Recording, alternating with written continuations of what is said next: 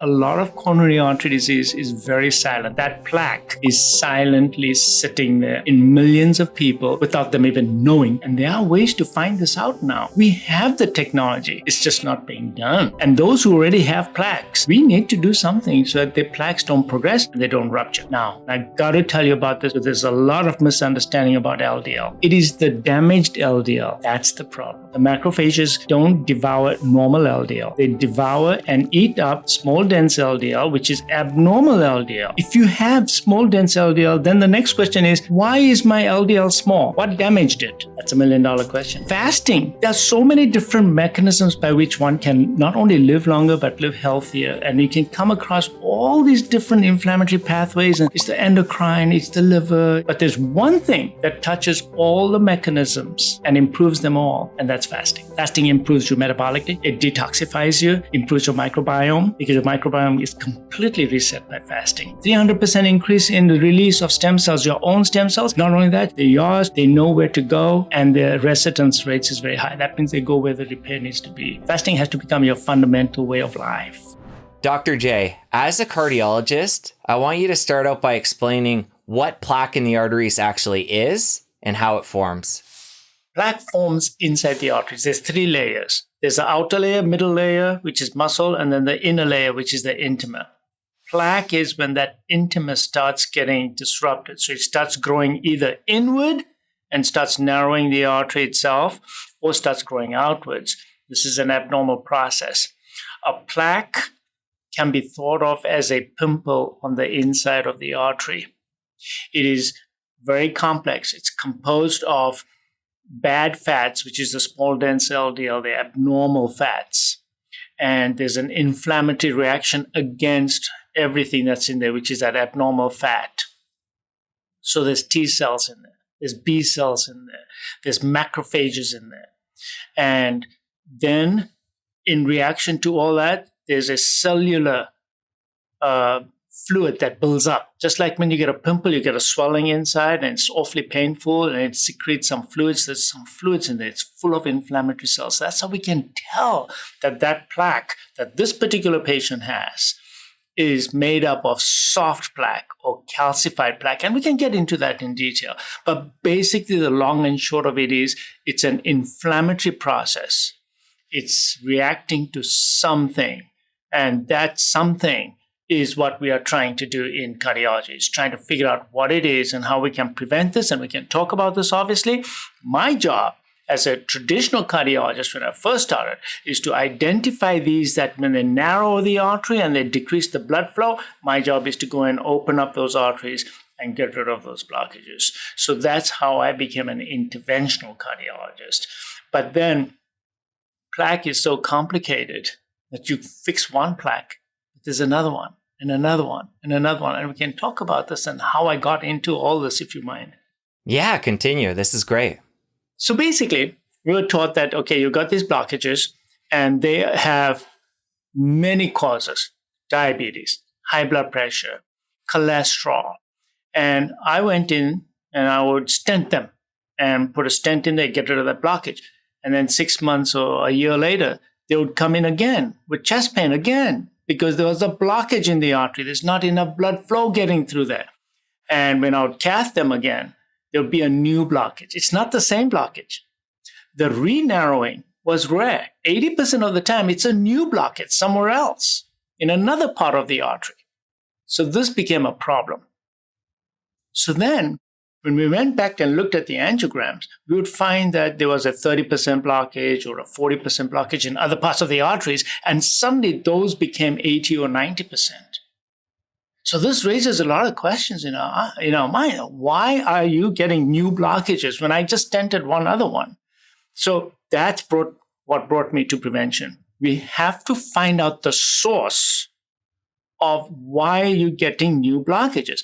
So rule number 1, atherosclerosis or plaques are not a focal disease. It's a systemic disease. If you got it in one artery, guess what? You got it in every artery. And you may think you don't. When you do an angiogram and you put the dye in the arteries, you may not see that plaque in the wall, which is why we're going to talk about how to identify those plaques. Because if they're not inside the lumen, and when you put the dye in the arteries, you're not going to see the blockage, but yet there's plaque in the wall. It gives you a false sense of security. So you do the angiogram and you say, oh, yeah, there's just one spot only. Guess what? It's not one spot. He's probably got plaque in the rest of the arteries. You're just not seeing it. And not only in the heart, you probably got it in your brain and in your carotids and in your aorta and in your lower extremity. It's a systemic disease. So rule number one, plaque is a systemic disease with a local manifestation. So it may be a blockage in your LAD, which is the artery in the front.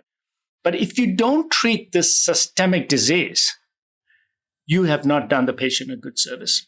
Yes, you got rid of that one blockage, so the patient may not now suffer from the consequences of that blockage. So he's not going to get an angina or he's not going to feel pressure in the chest. But that is different from a heart attack, which I want to definitely talk about the difference between these two.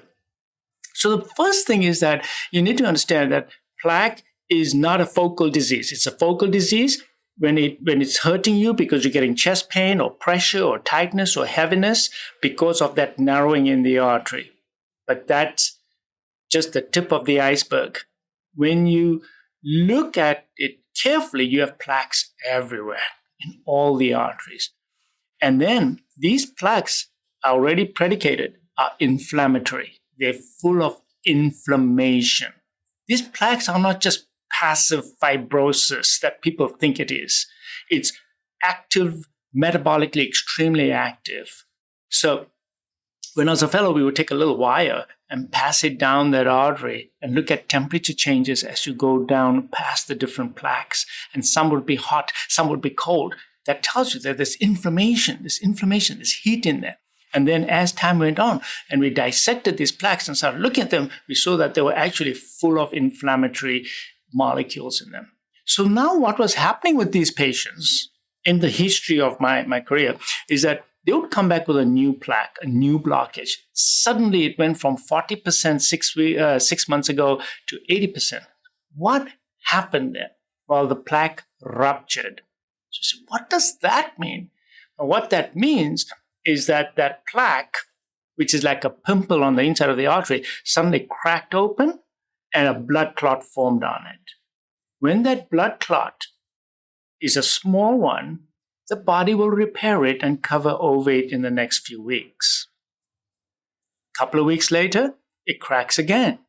And now you're going to get more covering over it. The clot on the inside gets resolved. So when the clot resolves, it leaves behind fibrosis. Just like if you cut yourself, you get a little scar on your hand. So these are scars. And these scars that are left behind get calcified. The calcium that's inside the plaque, because this is all going to be relevant to what I'm going to say later on. The calcium that's inside the plaque is related to the macrophages, which are white cells that die. And when they die in the plaque, they release the calcium, and that's the calcium that you see. So when you see all these calcified plaques, it is the graveyard of white cells that have died inside that plaque. Now, that plaque ruptured, blood clot formed on it, got covered over, okay? And then it retracts a little bit. It becomes fibrotic, calcified, but then it cracks again. And the cracking is related to inflammation. So remember, like a pimple, if a pimple is hot, it's going to crack. It's very similar to pimples on your face. You get 10 pimples, you don't know which one's going to rupture, but the one that's the hottest is suddenly going to pop the next day. So the inflammatory milieu within that plaque dictates which plaque is going to crack. And when it cracks, it's because the necrosis on the inside takes off the cap as well. So the cap of the plaque cracks on the inside of the artery. So now blood clot forms on it. Now, if you are very unlucky, that blood clot can seal the whole artery off immediately, all of a sudden. And now that's a heart attack. So unlike what you thought of maybe 25 years ago, that a heart attack is caused by a gradual narrowing of the artery and then suddenly the artery one day shuts down due to plaque formation, is wrong. That's not what happens. Heart attacks are not caused in that way. About 10% may, but 90% of the time, you're able to run up 5 flights of stairs one day, and the next day you're getting a heart attack, and you go inside and you'll find that you've got a 90, 95% or 100% blockage. And you say, how did this happen when yesterday I was able to do everything I wanted to do? Because you went from a minimum plaque, which was not causing any problem for you. You were getting lots of blood going down there. It cracked. This is very important. It cracked. And then a blood clot formed, and you suddenly went to 90% or 95% or even 100%. So a heart attack is caused by the big blood clot that seals off the artery. Unstable angina, that is when it goes to like 80, 90%, but it doesn't seal the artery off completely. But now you're getting chest pain all of a sudden. Heaviness, tightness. But I flunked my stress test, but 6 months ago I could do everything I wanted to do. It's because that plaque cracked, and now you got a bigger block. So plaques don't grow linearly. They grow in steps. Now, why am I stressing all this? Because the point is that if you do not want to get plaque, and you don't want plaque progression, and you don't want to suffer from the consequences of plaque formation and rupture, you need to know the cause of it. It's inflammatory. It's not linear. It's not just a scar that's growing all the time. It cracks, repairs, and it's all related to inflammation. What is your inflammatory status? And we are now becoming an inflammatory human being. That's why we're getting this. The body's reacting and you're getting inflammation. So we need to understand what plaque is. It's an inflammatory process. What is heart attack? What is angina? Now, I just want to say a couple of things about this angina stuff because most people don't understand this. If I give you a blockage right now in your artery, and let's say I give you a 70, 80% blockage in your artery, and you flunk your stress test because it shows up on your stress test that your heart muscle is not getting enough blood supply, 8 out of 10 chance you are not going to get chest pain. What?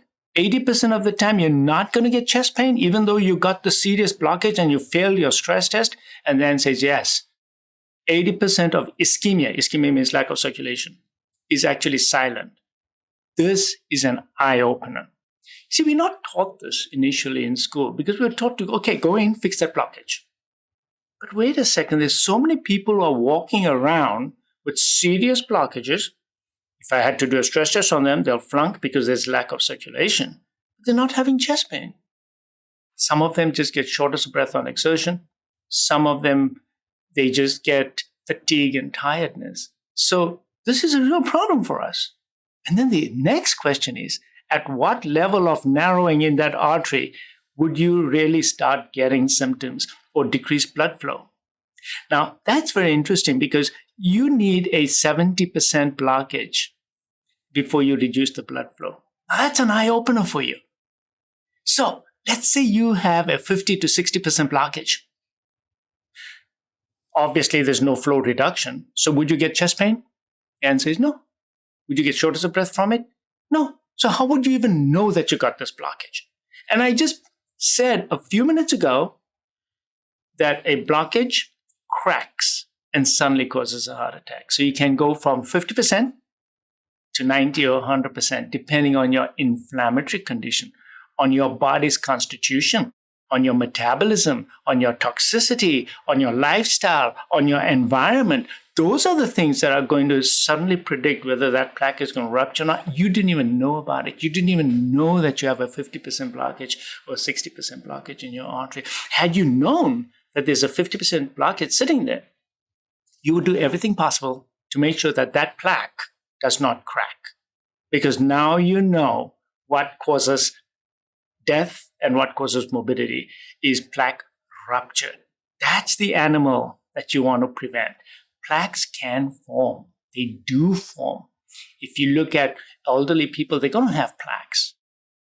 But those plaques may not be occlusive plaques, so they're not limiting blood flow, nor are they inflamed, so that they are unlikely to rupture. So we'll talk about this in just a little bit. But the point I'm trying to say is that a lot of coronary artery disease is very silent. That plaque is silently sitting there in millions of people without them even knowing that they're sitting on this plaque. And there are ways to find this out now. We have the technology. We have the know-how. We know how to do this. It's just not being done. And so now, as I was becoming a more mature cardiologist, started realizing that, gosh, what I see is just the tip of the iceberg in my cath lab. And there are so many people out there that have minor plaques that don't even know about it. And we need to find those. And those who already have plaques, we need to do something so that their plaques don't progress and they don't rupture. So that brought me to another whole understanding about plaques, which is that it's not just the plaque. And I know you asked me about the plaque, but there was part 2 to this equation, a blood clot. So there are 2 parts to this whole problem. One is plaque formation, plaque rupture. So that's all to do with the plaque. The next thing is your blood. If your blood is clotty, your platelets are very jittery, you're going to get a big blood clot. So it's just as much a hematological incident that's happening in you as it is an inflammatory process. There's 2 parts to this equation. So that is why we started paying more attention to the condition of your blood. Do you have clotty blood? Because if you rupture a minor plaque, you can get a big blood clot. So what are the characteristics of the blood that I need to be looking for? And now we know that we give patients aspirin. You all know about that because what does aspirin do anyway? What does aspirin do? It's an antiplatelet agent. So the platelets are what makes that blood clot mostly. So that's why people who get chest pain, they pop aspirin in their mouth before they get to the hospital. That artery is more likely to be open because that blood clot will start dissolving a little bit because it's an antiplatelet agent. So platelets are a huge problem in these patients, the platelets. And so are your platelets different from my platelets? Yes. See, we don't understand that everyone's different. Our platelets are different. They have a life of their own. So your platelets may be more jittery than mine. So you and I can have the same plaque. We can both rupture, but you'll get a heart attack and I won't. It may be related to my hematological condition, my platelets, my platelet jitteriness. And that's related also to that big word, inflammation. So if you are inflamed, your platelets are going to be jittery. There's going to be more tissue factor in that plaque that's going to make blood clots. There's going to be more pi1 levels, which is going to basically make sure that that clot is really, really big and it's not going to dissolve the clot. So the clotting part is extremely important. Remember I told you that when plaques rupture, you get a blood clot there. Now, obviously, each time if it's a huge clot, your step up is going to be much greater than if your blood was just a small blood clot. So you want small blood clots. You don't want these big ones. So when I see the patients and when I treat them, I got to make sure that, oh my gosh, is his hematocrit too high? Does he have a hemoglobin of 19 versus having a hemoglobin of 14 or 15? Yes, all these factors are important because his blood is too thick and he's got hyperviscosity and he will have a large blood clot. That's why I tell these patients to get a blood donation every 6 months. I say, wait, Dr. J, I got a heart problem and you tell me to go give blood. Yes, because you will have a 14% reduction in a future heart attack in the next 1 year after donating blood. If you have coronary artery disease, go and give blood. Get your hematocrit down because that's one factor that's going to be important also, amongst other factors. So you see, it's a very comprehensive approach, but it's not just plaque, it's also the blood and the condition of the blood. So you need antiplatelet agents, you need anti-inflammatory approach. The plaques need to be evaluated, yes, for the narrowing and extent, and then you look for inflammation, in those plaques. So it's a very complex workup. So these days, if someone comes to me and says, Dr. J, I want a plaque analysis. I want to know about my plaque. Do I have plaques? I really need to know. I just had a nice baby and I want to know that I'm going to be okay, right? So what do I do? How do I see a plaque without going inside? So I these days order a coronary calcium score. because that will identify that plaque. It'll identify calcified plaques. The coronary calcium score will not identify non-calcified plaque. So again, let me just backtrack a little bit here. There's two types of plaques you have. You have fatty plaques and you have calcified plaques. Fatty plaques will eventually become calcified plaques. So if you really want to know, you need to know both kinds. Right now, we don't have that general technology available to everybody to look at plaque analysis. If you do a coronary CT angiogram, then AI can calculate your plaque volume and characteristics of that plaque. So let's say a CT angiogram. What is a CT angiogram? CT angiogram is you put an IV in the arm, you inject some contrast. The contrast will go through the right of the heart, then your lungs, then come into your heart. As it comes into the heart, the CT scan is done, and you can see your coronary arteries filling. Okay? And then the very fancy computer will take out all the rest of the stuff, leave your arteries alone, and then AI can look at your plaque and tell you how much calcified plaque you got and how much soft plaque you got, and give you a ratio. Usually, it's about 3/4 of it is soft plaque, 1/4 of the plaque is usually calcified in most patients. In the soft plaque, the AI can also tell you whether you have low attenuation plaquing. What does that mean? So, when an X-ray goes through tissue, depending on the consistency of the tissue, you'll get black, white, gray. So when you get very dark shadows, very dark areas in the plaque, that's called low attenuation. That means that plaque in that portion of the artery is full of inflammatory cells. So that plaque is a hot plaque. That's a vulnerable plaque. That plaque is likely to rupture in the future. And if you have out of all your plaques, if more than 4% of your plaque, 4% is low attenuation, now I turn around to that patient and say, you have a lot of soft plaque. Okay, fine. But I have identified features of that plaque that you are vulnerable. That plaque can suddenly crack, and the day that it cracks, there's going to be an unpredictable blood clot that will form. It could be a minor one, it could be a major one. I just don't want it to rupture in the first place. So I'm going to do everything possible to look for inflammation in that patient to make sure that plaque doesn't rupture. And if it does rupture, I'm going to do everything possible in the blood to make sure that the blood clot is not very big. So that's how we approach it. So if you want to identify plaque today, there are methodologies to do it. A coronary calcium score is just a coronary calcium score. It is very helpful because if you have a coronary calcium score of 0, doesn't mean you don't have soft plaque. You could have some soft plaque. But because none of that got calcified, because none of that soft plaque gave rise to coronary calcification, you have a physiology where you have soft plaque, but your body is able to cycle through it and not have so much inflammation that it gets calcified. So it identifies soft plaque perhaps with characteristics that are unlikely to rupture. Why?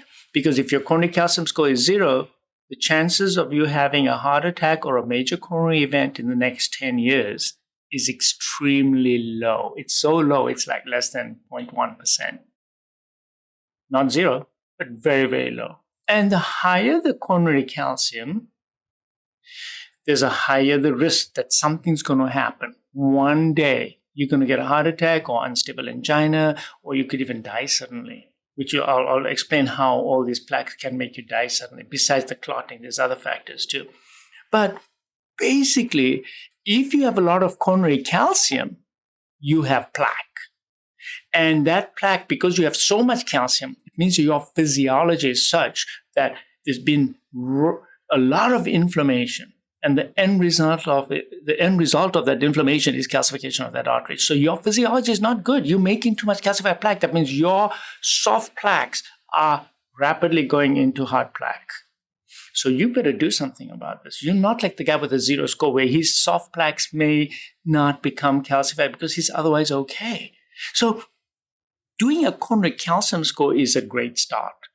I'll do that on that patient and see that, okay, now your coronary calcium score is less than 100 is mild, 100 to 400 is moderate. And anything more than 400, you've got my attention, big time attention. Because that calcium that's built up on the calcium score doesn't tell me whether it is narrowing inside the artery or just sitting on the outside. Okay? If it's sitting on the outside of the artery and not narrowing on the inside of the artery, there's not going to be any flow disturbance. So what happens? I need to know whether that 400 or 300 or 200 plaque or more is narrowing inside the artery. Is your plaque occlusive or not? What's the next step? Well, it gets a little technical here. You can do a stress test, because a stress test will tell me whether you have narrowing that is causing a flow disturbance. So let me explain. In a stress test, it'll pick up a blockage that's more than 70%, because that's where it starts reducing the blood flow. So you fail your stress test. Yes, that blockage showed up on your stress test. It's a flow limiting lesion. If it is a flow limiting lesion, you've got to do something about that. Why? Because you can't be running on your treadmill and not getting enough blood supply, because you can get an arrhythmia. You can also, if you don't get an arrhythmia and die, you're going to get left ventricular dysfunction, which means that your heart muscle is not going to work very well because it's just constantly not getting enough blood supply, and you could run into congestive heart failure. So you want to get rid of that blockage. And how? A mechanical problem requires a mechanical solution. So if you have a tight blockage, you either put a stent in it or you bypass it, because it's flow limiting. It's a mechanical problem. I can't tell you that you got a mechanical blockage and say, yeah, all my supplements, here's my lifestyle, I want you to do X, Y, Z. That's not going to solve the problem. That's why I get so excited as a cardiologist, because if I was only looking at the prevention aspects of it, then I'm missing a whole part of it. That, wait a second, this patient's got a flow limiting lesion.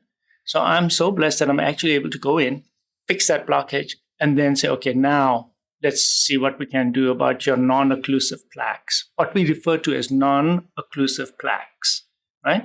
So the CT scan that we do on people, the CT angiogram, I told you it can look at plaque analysis.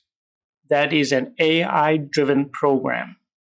And it'll tell you how much soft plaque you got, the volume in each of your 3 arteries, and it'll tell you about the characteristics of your plaque, whether it is calcified, and the soft plaque, whether it is very low attenuation or not.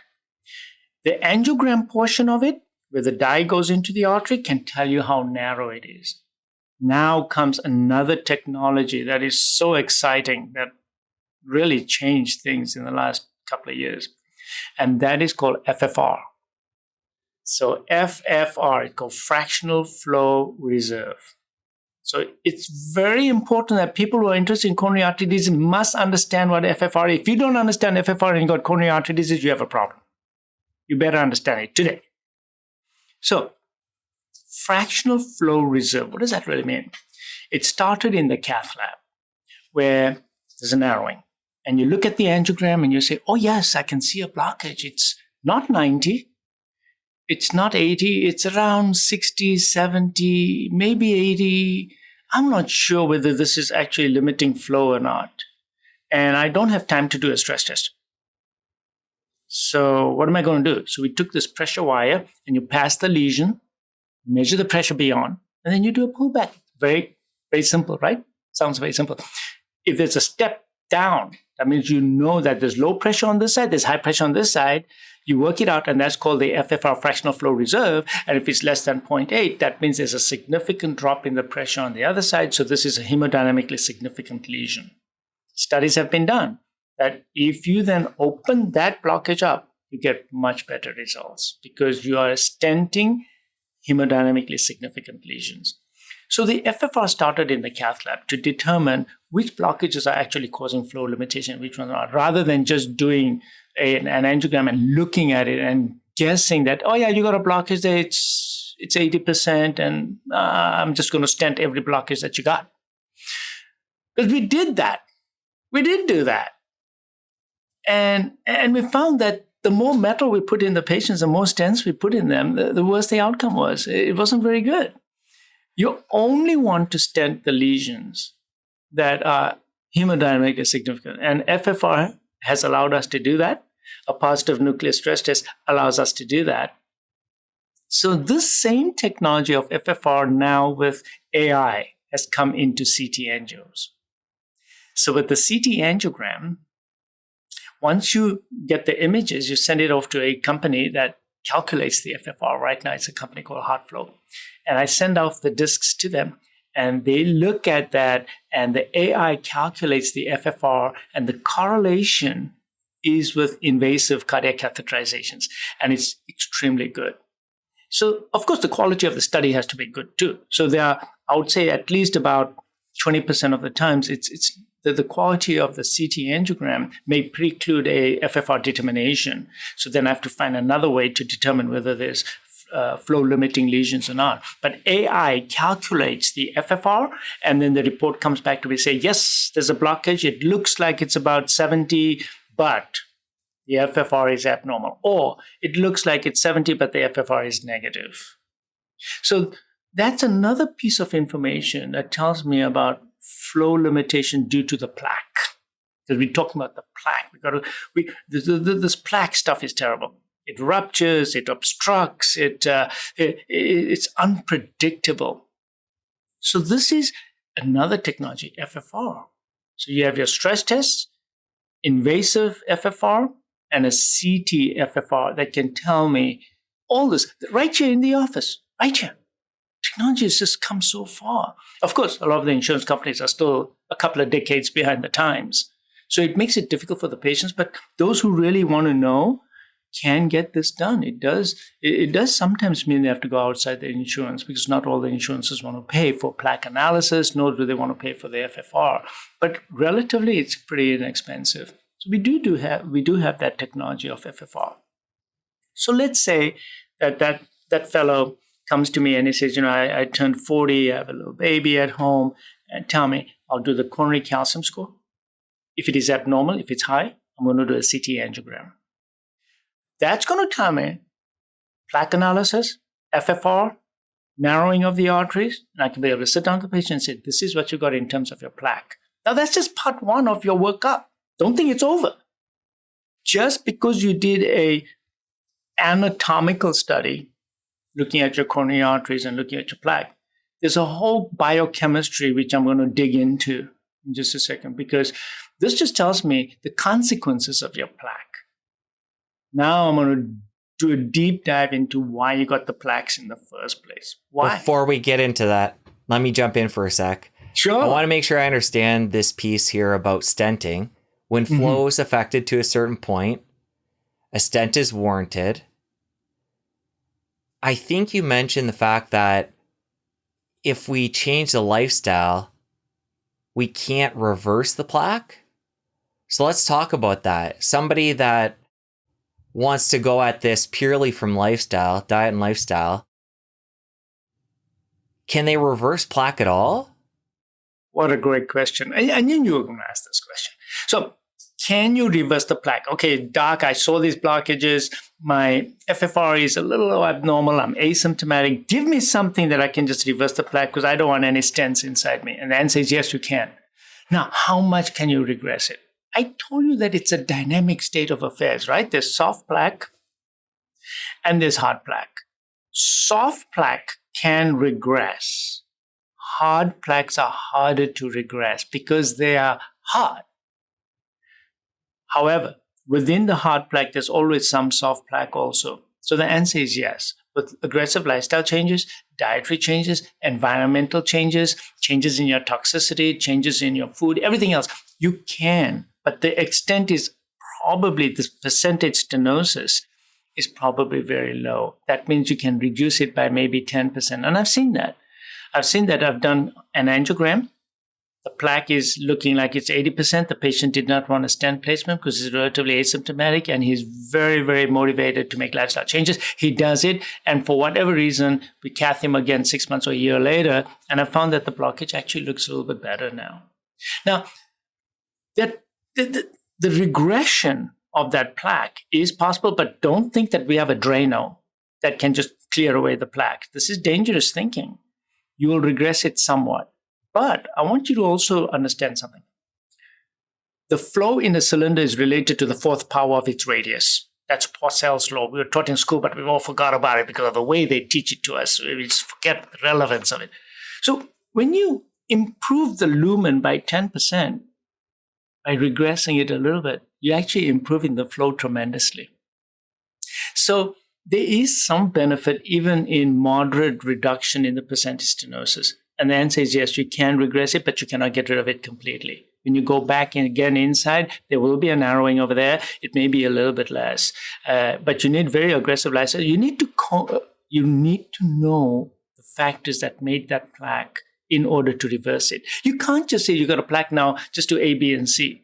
And we're going to come to that because I know you're going to come to that. But you got to know what was driving it. And then if you hone in on those aspects, you can hope that there's going to be some regression.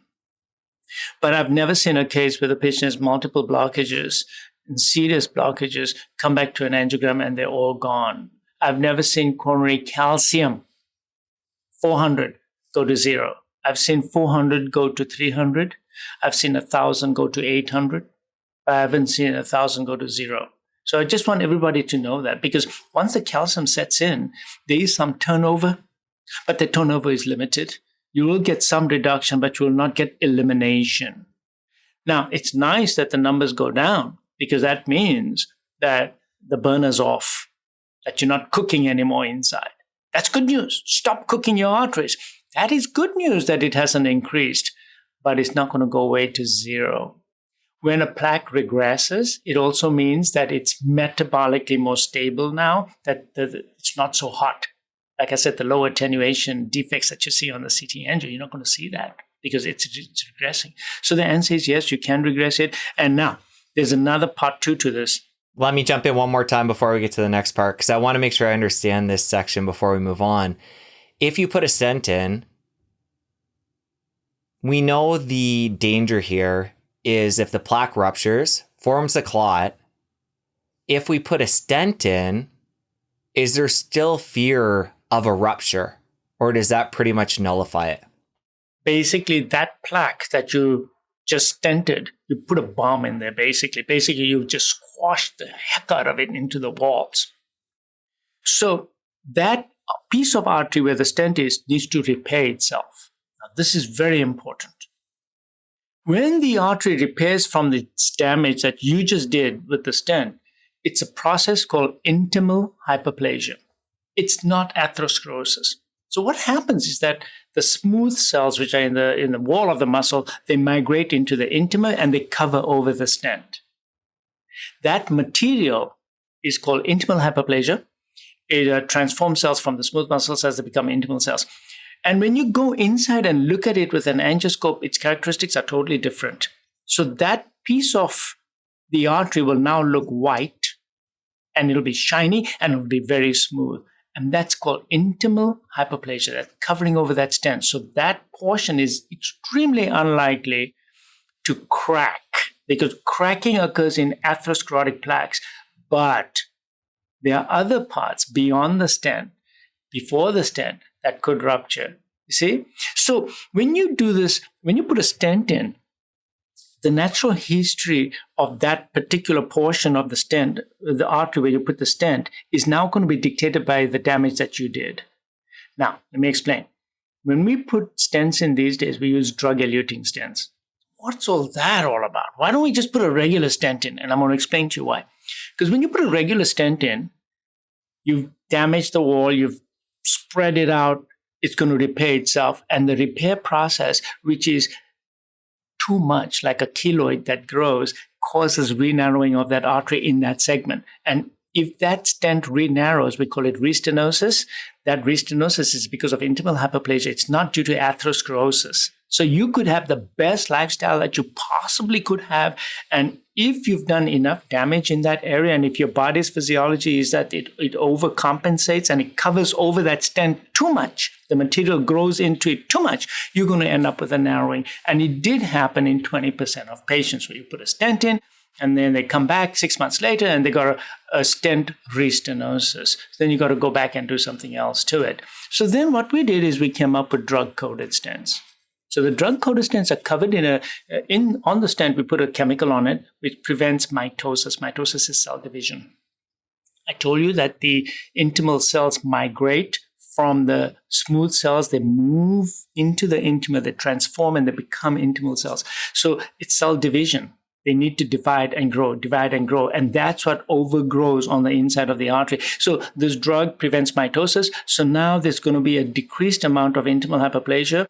But that's why you need to be on an antiplatelet agent for 1 year, because it takes longer now because of the inhibitory effect of that drug to cover the inner lining of the stent. Because the stent has to get covered over, usually just by a couple of cells layer of intima, that then the blood is no longer exposed to the metal. That's why you have to take the antiplatelet agents. And it can take 6 months to a year before that stent gets fully covered over. That is why after doing a stent, you have to be on antiplatelet agents. And this is a very important point you brought up, because if you don't take the antiplatelet agents, you can have a couple of struts that are still not covered over, and therefore they form blood clots on it. And I told you that part 2 of this is blood clots, and the blood clots can occur on a stent as well, just as it can on a piece of plaque that's ruptured. So you have to be on antiplatelet agents. So the intimal hyperplasia now with drug-coated stents is reduced. So when you put a drug-coated stent, the restenosis rate within that stent is less than 5%, which is wonderful news, because that means that segment has a less than 5% chance that is going to have a problem. And if a year goes by and if it hasn't narrowed, it's unlikely to give a problem. Long term, there's a 0.001% chance that stent will be a problem. But the problem is not that. The problem is it's going to get progressive disease because we're not doing enough prevention. So another plaque is going to grow. So general rule, if I do a stent on you and you come back within a year with symptoms, it's likely I have to look at that stent. If it's more than a year, you've got a new blockage somewhere else. You have now developed new disease, de novo disease, somewhere else. Why? Because of failure of your prevention plan. Yeah. So you are still at risk of rupture, not at the site of the stent, but in another site. That's the message. That the answer to your question is, yes, you still are, but in a different segment. You see how interesting this is? It's fascinating, because people think that they got a stent and I'm done. No, you're not done. No, you're not done. You got a stent. Okay, fine. That segment is now under control. What about the rest of you? That's where you're going to rupture a stent. There is a thing called edge restenosis, which is right at the edge of the stents. Because, you see, there's a cardinal rule when you're stenting that you want the edges of the stent to be in normal segments where there's not much plaque. But if the edges are still within a plaquey area, then you can get edge restenosis as well. So part of that's technical. So a good interventionist will cover the narrowing and just beyond it. So you land the ends of the stents in normal segments so that you don't get edge restenosis, because that can happen, or even rupture, as you said. But again, that's normal segments. Yeah. It's your other artery that's going to be a problem. It's the rest of the artery that's a problem. So, when a patient has a stent, they often come back to me and say, oh, yeah, but then, I know a friend who came back, and then a year later he got a second stent, and then a year later he got a third stent. And if you go back and look at the history, it's usually a new blockage. It's not a failure of the stent. It's a failure of your prevention program. Well, this ties into what you started with, saying the fact that this is a systemic problem and inflammation's at the root of it. So a stent is a Band-Aid and there's a use for it, but we got to get to the root of why all that happened. I love it what you said. It's a Band-Aid. A stent is a Band-Aid. Now, is it useful? Of course it is useful, because it's going to take away your symptoms, first of all. First thing you're going to get for the stent is you're going to get a relief of the pain, or you're getting relief of the ischemia. The ischemia may be silent, because remember I told you 8 out of 10 patients don't actually get the chest pain. You're relieving ischemia, and ischemia is a good thing to get rid of. But it's still a Band-Aid, because you just found something, you fixed it, but wait, the fire is still on. So I was coming to the fact that I wanted to tell you about collaterals. So let's say that patient came to you and said that, hey, doc, yes, I don't want to put a stent in me. I have an 80% blockage. I failed my stress test, not in a big way, in a little way. I want medical management. Perfectly okay. Now, a couple of things I want you to understand. When you flunk a stress test, it's not just plus or minus, which many people think it is. It's not. So let's say only a small portion of your heart was not getting enough blood supply. Yes, you failed your stress test, but is that catastrophic? Can I do medical management on you? Can I say to you, you know what, you have a blockage, but you want medical management only and you want to do lifestyle changes and prevention? I'll let you do it. But let's say you do a stress test and the entire front of your heart gets wiped out on that stress test. And then you come and tell me that you want to do medical management. I'm going to say no, because that thing is causing so much ischemia in you. You may not be feeling it, but it's going to kill you. For example, a widowmaker, right? A widowmaker is at the beginning of the artery. And if that's causing a problem, it's causing so much ischemia, so much lack of circulation. There's no medical management for that. So yes, the answer is that some patients want medical management. You can do it. You got to look at the ischemic burden, as I call it. What is the ischemic burden? It's mild. How much muscle is in jeopardy?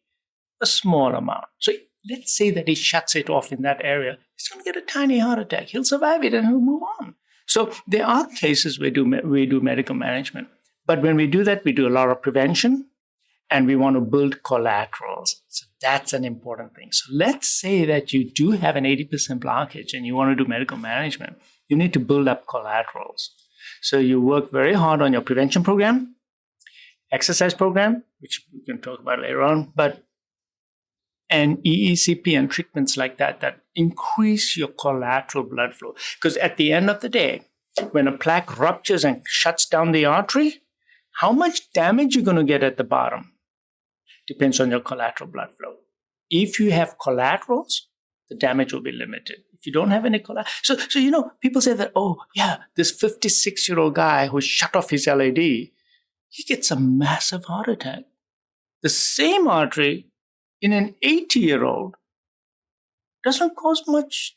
I mean, yes, he's still getting a heart attack, but he's likely to survive it because the 80-year-old has more collaterals over time than the 56-year-old. That's why a heart attack in a young patient is catastrophic. Most of the time, they don't even make it to the hospital. Why don't they make it to the hospital? Why do heart attacks don't make it to the hospital? 50% of heart attacks never make it to the hospital. The artery shuts down, they start getting chest pain, and the EKG source changes. They die in the ambulance or they die at home. Of what? They're not dying of the heart just getting so much damage. They die of an arrhythmia. That is why as soon as you're getting a heart attack, you need to be monitored. Get that ambulance in, because if your heart stops beating, you need a shock. So 50% of the patients, they die of an arrhythmia. So now you're seeing that I've introduced a whole new, it's not just the pump. It's not just the blood supply to your muscle that gives you the pump, right? If muscle dies, your pump is going to get weak and then you're going to get congestive heart failure. But when you get sudden abrupt cessation of blood flow, you are going to get an arrhythmia. And that's something that people just don't understand, arrhythmia.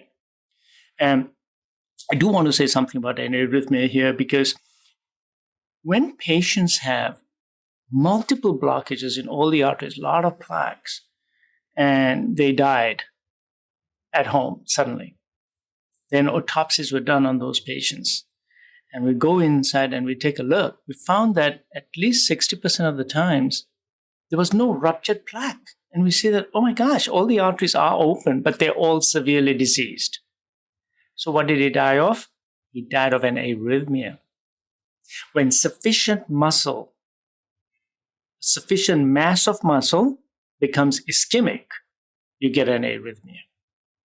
And you die before there's a chance for necrosis. This is important. Necrosis means death of the muscle. Artery shuts down, you've got 4 hours to get that blood flow going again. Otherwise, a substantial amount of that muscle is going to be dead. In the meantime, you're at risk of arrhythmia. But the more the muscle, greater risk of arrhythmia. That's why if you have a widowmaker, that's it. You just have to get revascularization. Why? Because you are at risk of an arrhythmia. You could be walking across the house and you'll just keel over and die of an arrhythmia. So arrhythmias are very, very important. Blood supply to the heart muscle is important. The electrical system is in the heart muscle. So don't think that they're not going to get spared. They are going to go into an arrhythmia. So that is why we are very, very, very, if you have a large amount. So you see, the point here is that you need to individualize your care. Yeah, you flunked your stress test. How? How much muscle was in jeopardy? You flunked it. In the old days, we would just do a regular stress test. You run on the treadmill, you look at the EKG. And the EKG is either going to be positive or negative. But it doesn't tell you how much muscle is ischemic. Now, we have two additional types of stress tests that we do. One is a regular nuclear stress test, and one's a PET stress test.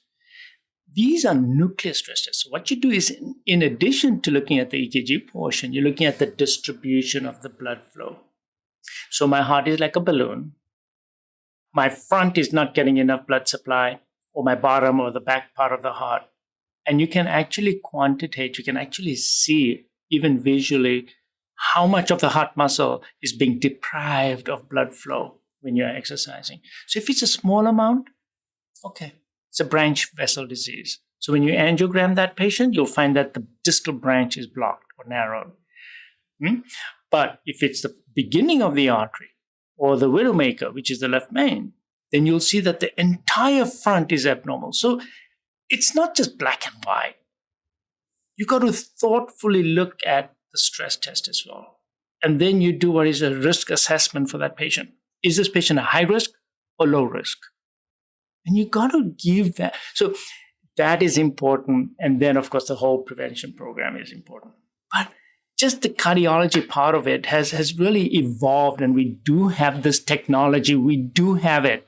It's just sometimes not adequately used, or there's not enough thinking that goes into the stress test interpretation. It's not black and white. So I wanted to stress that, because that's really important. Because you're right. If somebody comes to me, he's asymptomatic, he's got a coronary calcium score that's moderate, his stress test is positive, but a very small amount of it is abnormal. And let's say he wants to go for a hip replacement. What am I going to do? No, you cannot go for hip replacement. You need perfect perfusion in your heart muscle. No, I'm going to clear him for a hip replacement. I'll send him there, but I'm going to do a lifestyle change. And I see that a small portion of his heart is not getting enough blood supply. He can still actually go for surgery, and he can still live a pretty good life. We got to do the prevention program, because the risk of arrhythmia is low. Even if that artery shuts down, he's not going to go into cardiogenic shock. Cardiogenic shock meaning a whole bunch of muscle just died, and his heart is now doing this instead of doing this. See? So so where is the plaque? Which portion of the artery is the plaque? Is the plaque in the beginning of the artery, the middle, or the end of the artery? Is it in a branch that's causing a problem, or is it in the left main? All these things are important considerations when you're interpreting a stress test or an angiogram for that matter. So, and the decision about stenting versus bypass surgery is a very important one as well. Do I send patients for bypass? Of course I do. A lot? No, hardly. But I do. When I do because they've either got left main or they've got a blockage that is serious and I can't fix it because it's at a branch. So if I fix one branch, the other one will shut down. This is a critical decision. So those types of patients where they have multiple branch disease, which I cannot stent, and he has a lot of ischemia, his ischemic burden is high, those patients need surgical revascularization, where you're bypassing the plaque, you're bypassing the blockage. So these are the kind of critical decisions that we've learned to make over the years. Because we used to send a lot more patients for bypass surgery, and we send much less patients for bypass surgery nowadays. Our thesis is that when it comes to plaque or blood clots, inflammation's at the root of it, and this is a systemic thing going on. Yep. Let's start talking about what we do for prevention. Somebody's on the continuum, whether or not they're young and healthy, no plaque, or they're more advanced and they do have plaque, but they're ready to take this seriously and make the changes. How do you begin with the patient? We always do a history and physical first. The history is important. So what other conditions does he have that could be contributing to his hardening of the arteries. So we know, for example, smoking. I don't need to beat that horse down. We already know about that. You got to quit smoking because smoking contains 7,000 different chemicals in it. We don't know which ones even destroy the arteries, but to me, they all destroy the arteries. So smoking. Diabetes. But it's not just diabetes, it's pre-diabetes. And I think I've beat that horse down a lot too, because look, by the time you have diabetes, you have systemic atherosclerosis. Take that. You have to memorize that. By the time you're diabetic, you already have widespread atherosclerosis. So we look for that, okay? But I'm also looking for pre-diabetes. And how did this happen? I'm going to explain to you how this all happened. It all happened right here in my clinic. These patients were coming back with more disease. And like you just said, what am I going to do for prevention? So I did the blood work and none of them were diabetics, but the sugars were running around 100. So I did a glucose tolerance test on them and they were abnormal. And they had not diabetic levels of blood sugars, but what we call glucose intolerance. So the fasting glucose was high or the glucose went up to 200 and took longer than 2 hours to come down. So I identified these patients. Then what I did is I took a bunch of my patients in whom I did stents, and I looked at 100 of these patients, and I found that 70% of them who were not diabetic had insulin resistance, meaning they had high blood sugar problems. They were not diabetic, but they were pre-diabetic. We didn't know about insulin in those days. Because I'm very old. I'm talking about 20 years ago. After that, I started measuring insulin levels because I got a little wiser and I started doing what is known as a Kraft test here in my office where we were measuring insulin levels. And I found that these 70% of the patients who had pre-diabetes, what they call pre-diabetes, had extremely high insulin levels. So in spite of the sugars being decent, had so much insulin, and that seemed to identify a whole group of patients who were extremely high risk of having a new event, another stent, progressive disease, increasing coronary calcium, heart attack rates. So your metabolic condition, the biggest metabolic condition I found was prediabetes. So let's say a patient comes and says, I want to know what's going on. I'm going to be looking at that. I order a hemoglobin A1C. That's a test for diabetes. Comes back normal. Normal meaning less than 5.7. Doesn't mean anything to me. If you got coronary disease, even though your hemoglobin A1C is less than 5.7, if you have coronary artery disease, you need to do the insulin test. That's a blanket statement I've made, but I stick by that because you'll be surprised how many patients have normal hemoglobin A1Cs, but the insulin levels are still high because they got coronary artery disease. If you got coronary artery disease, you have to rule out hyperinsulinemia. If it's between 5.7 and 6.4, they'll say you got prediabetes. So what? Measure the insulin level, and it'll be exceedingly high. The way you do that, you drink sugar water, measure the glucose and the insulin level half an hour, 1 hour, and 2 hours later. It's a standard test that we do. Once I identify hyperinsulinemia, give me a drug that's going to bring insulin levels down. There is no drug. There's no drug to bring insulin levels down. I can bring your hemoglobin A1C down. I can give you diabetes medication that'll bring your sugar level down.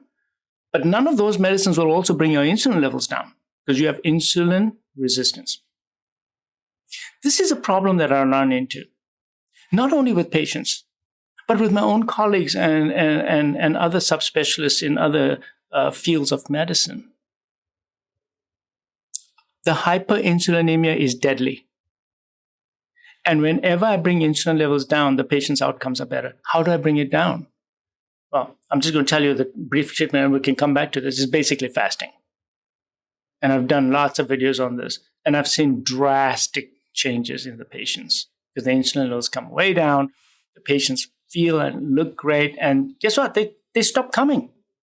Well, they come for regular checkups, but it's now once a year and it's goodbye.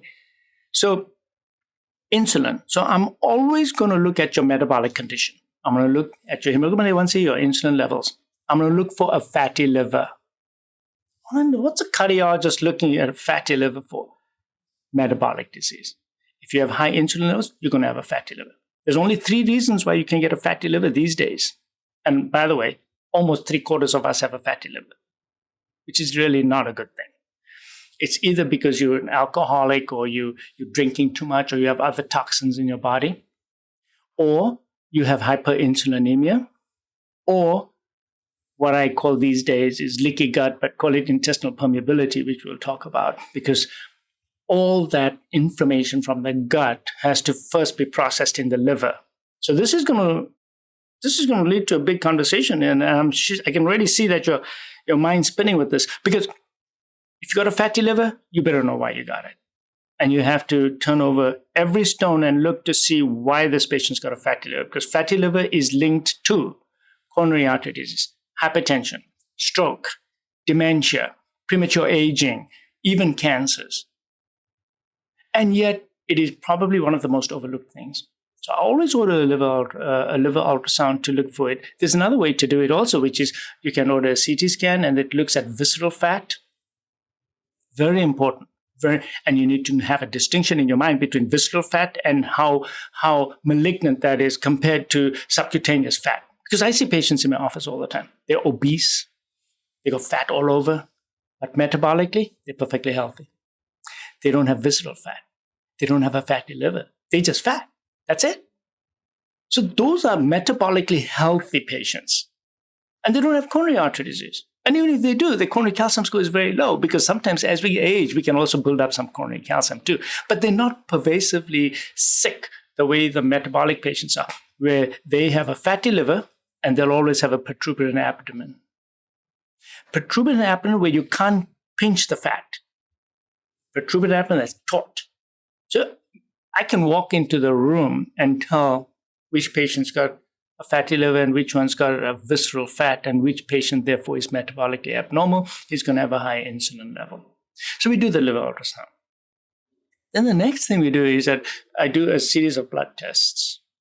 And the blood tests are looking for inflammation markers in the patient. So we'll talk about the blood test, but still, while they're in the room, the history, right? So we talked about smoking. Then I always look at their diet. What are you eating these days? How often do you eat? How many hours of sleep do you have every night? How do you feel first thing in the morning when you wake up? Do you have skin problems? Do you have a rash? Do you have joint problems? Then the big question also is, do you have gut problems? So cardiologist asking about the gut. We'll come to that. If you're having gas, distension, diarrhea, constipation, gut never feels right, you have a problem. So all this is part of the history taking. The history on a cardiac patient involves the circulatory system, respiratory system, asthma. You have asthma, you grew up with asthma, you have a problem. And now you're going to have inflammation that's related to your heart as well. So you've got to take a complete history, GI history, skin history, brain. You have mental fog. Yeah, wake up really fatigued and tired. You don't snore at night. Then why are you waking up tired, fatigued, and then a complete history of what's happened to you before. So I want to know from the time you were born. Why? Because I want to know whether your physiology changed. Did your physiology change as you were growing up? Because when you were born, you didn't have coronary arteries. So what happened? What happened to you? Well, I want to know everything. I want to know about every trauma you had. I want to know about every episode of antibiotics that you took, how many courses of antibiotics you took, what other diagnoses were made with regard to your gut, your microbiome, food sensitivities. I want to know about your exposure to toxins, including mold and environmental toxins, tobacco, of course, secondhand smoke, where you work, what kind of environment you work in. All this is part of the history. We haven't even started yet. We're just in the room talking. And you get that whole, so you get a background picture of what's going on with this patient to determine whether he's going to be a victim of inflammation. What is inflammation? Inflammation is you reacting to something. I want to know what that something is that's driving your inflammation. Because these patients are not smoking. For example, the patient that I just saw a week ago, completely healthy guy, walks into my office, shows me a calcium score of 2000. I'm like, how come you got all this? Why? How did you get a 2000 score? So a deep dive into the history. And you know what? Most of the time we'll know why he got that coronary calcium score and what made it happen. I told you it's the graveyard of inflammation. So he's got it. My job now is to make sure he doesn't have ongoing inflammation. So the history is really, really important because it does direct us in certain directions as to what's going on with this patient, what's causing including his lifestyle. Because you can be inflamed because of your lifestyle. See, generally speaking, you inflame because you are nutritionally insufficient. So you can't handle even the normal stresses and you get inflamed, stress factors. So you may be for example, if you're severely vitamin D deficient, that's a typical example. And I see a lot of vitamin D deficiencies as well. If you're severely vitamin D deficient, your stem cells are not going to be able to be released from your bone marrow that will go out and repair the endothelium of your arteries. Your progenitor cells, which are the stem cells, that go in there and repair, because you and I, right now, our intima is being damaged because we're alive.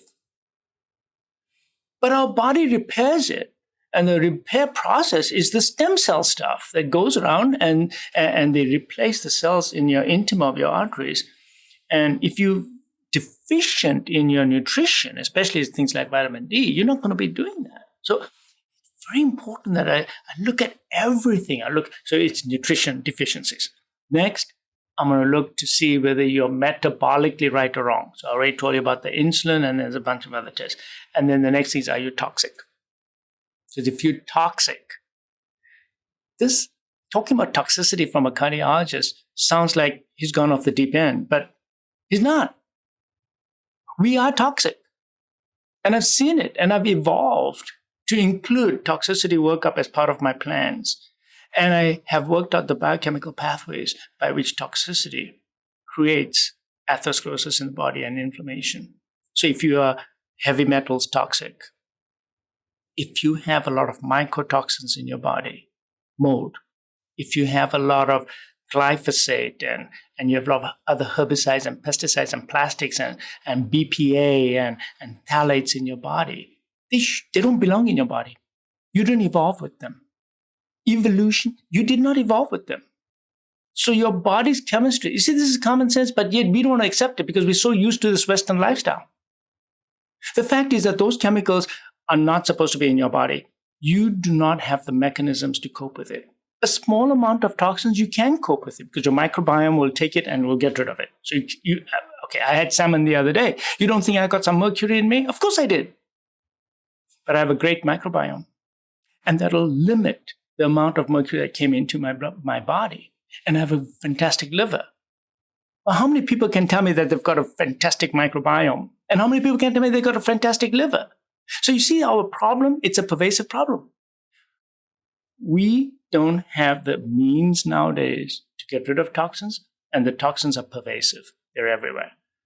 And the body reacts to them. Why do we think that the body does not react to it? When we know that these heavy metals, for example, will disrupt your glycocalyx because they're a heavily charged atom that sits against the negatively charged glycocalyx. And therefore, there's going to be an interaction, and that denudes the endothelium. Now your glycocalyx there is lost. And now that endothelial cell is going to get activated, so it will start producing adhesion molecules, for example, that will adhere to passing by monocytes. And those monocytes will transform into macrophages. And these macrophages will grab hold of small, dense LDL, which is the bad LDL, as we call it, the small, dense LDL, not regular LDL. If my macrophages were eating LDLs, I'll be dead. It's the small, dense LDL. So what I'm trying to say is that we've worked out the mechanisms of toxicity from any of these things. So I have evolved now to include toxicity testing as part of my workup in these patients. So I will ask them. For example, I saw a patient just 2 weeks ago. He was a firefighter, very healthy, worked out every day. He was not Hulk Hogan, but he was close to him. It was fantastic. He looked so good. He coronary calcium score was almost 4,000. And it's because he has been exposed to a lot of toxins. And when I did his toxin workup, sure enough, he had a whole bunch of toxins in him because of the exposure, plus the fire repellents that they carry with them all the time, and all those plastics get in as well. So there are multiple reasons. And of course, he had circadian pattern disorder, sleep. See, a fireman doesn't get the sleep that you and I do. We totally ignore sleep. You don't think that sleep is a pro-inflammatory problem if you don't get enough of sleep or deep sleep? So, sleep. How many hours do you sleep? How do you feel in the mornings? Do you snore a lot? How often do you travel? I see these pilots here all the time, and they got coronary artery disease. And one of the reasons is because their whole sleep patterns all out of control. So that causes hormonal perturbations as well. And you don't think that that's going to affect the atherosclerosis and inflammation in your body? Of course it's going to do that, because all the hormones in your body, when they are not in control, are going to cause inflammation as well. So it gets really complicated when you do a deep dive. That is why when we do the prevention program, it takes hours. The first interview is almost 2 hours long. And then we do subsequent follow-ups after we do some blood tests and everything else. So the history is very important. Then the physical examination is important, and then the blood work. So I do the blood work. We do what I call the Cleveland Heart Labs, which is a batch of blood tests that I have come up with, which includes all the inflammatory markers in it, insulin levels, and it has some of the B12 and D3 levels and coenzyme Q10 levels as well. So it has all, and it looks at a small, dense LDL. Now, this is key. And I got to tell you about this because there's a lot of misunderstanding about LDL. Most people, all they know is LDL is a bad LDL, bad cholesterol. And that's not true, because if your macrophages were engulfing and eating up LDL, I'll be dead. LDL is part of your mechanism. Cholesterol is the mother molecule from which a lot of hormones in your body are made, and without that, you cannot survive.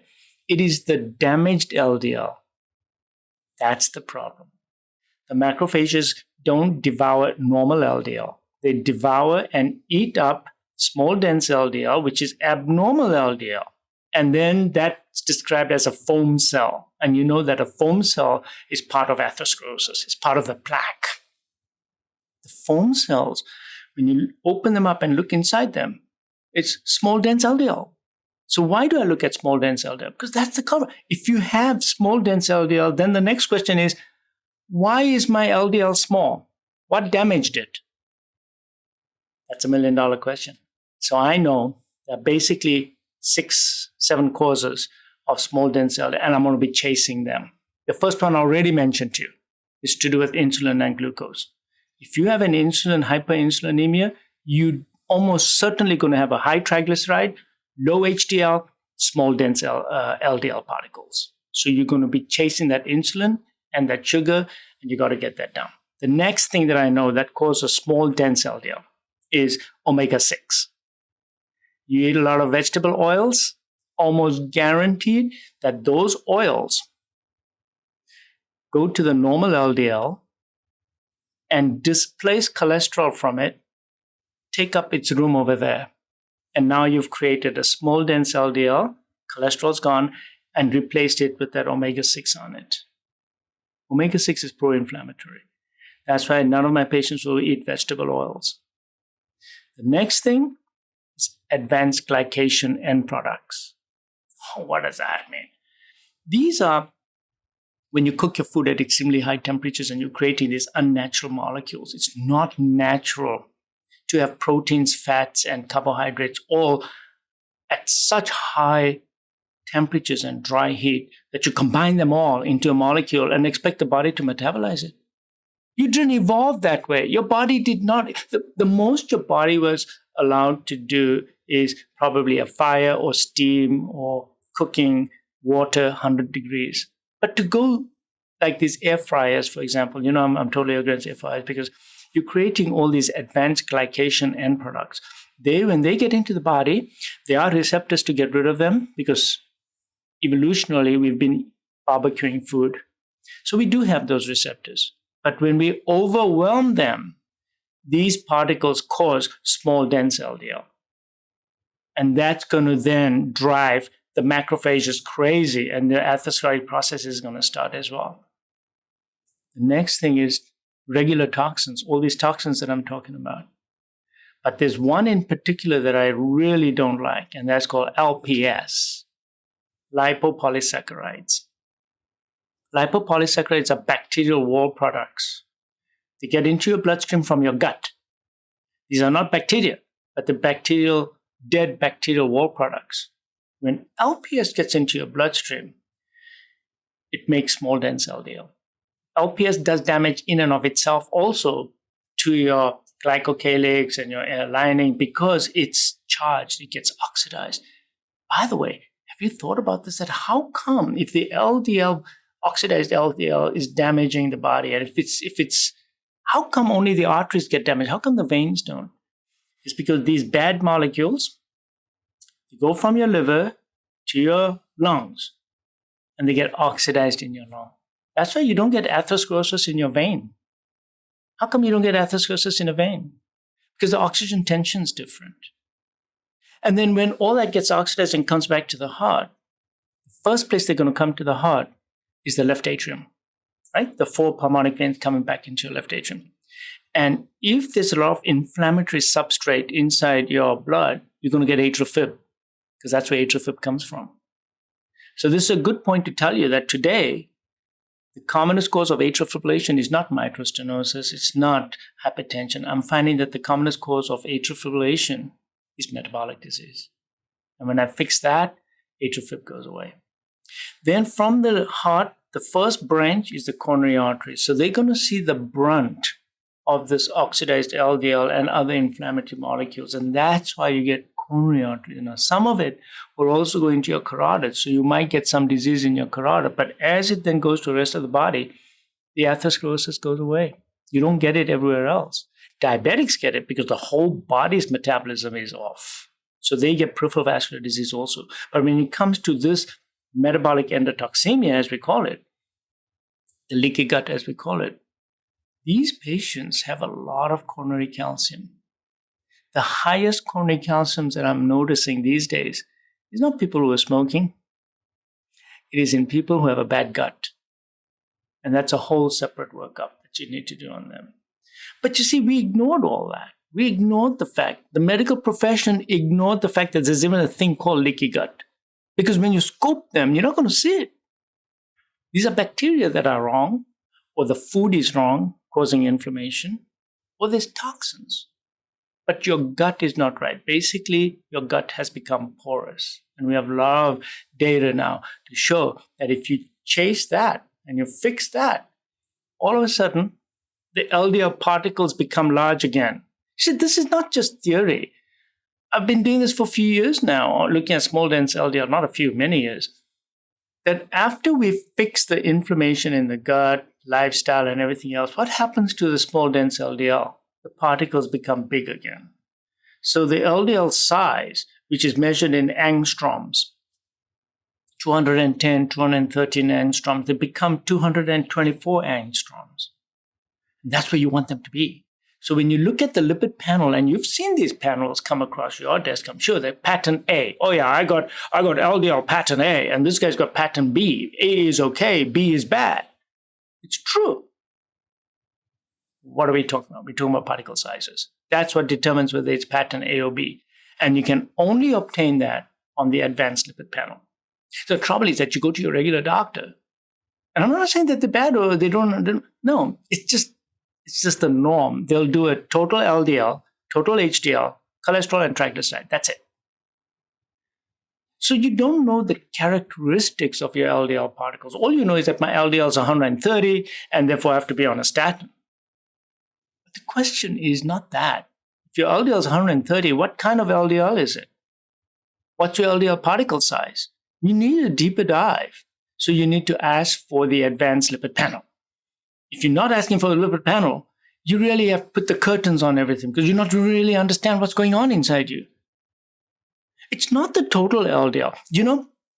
The studies show that total LDL is a rather poor predictor of who's going to have a cardiovascular event. What we call the hazard ratio is about 1.28, 1.29. That means it's 29% predictive that in the next 8 to 10 years, there's going to be a cardiovascular event. What carries an even higher predictive value is the triglycerides. It's 1.8.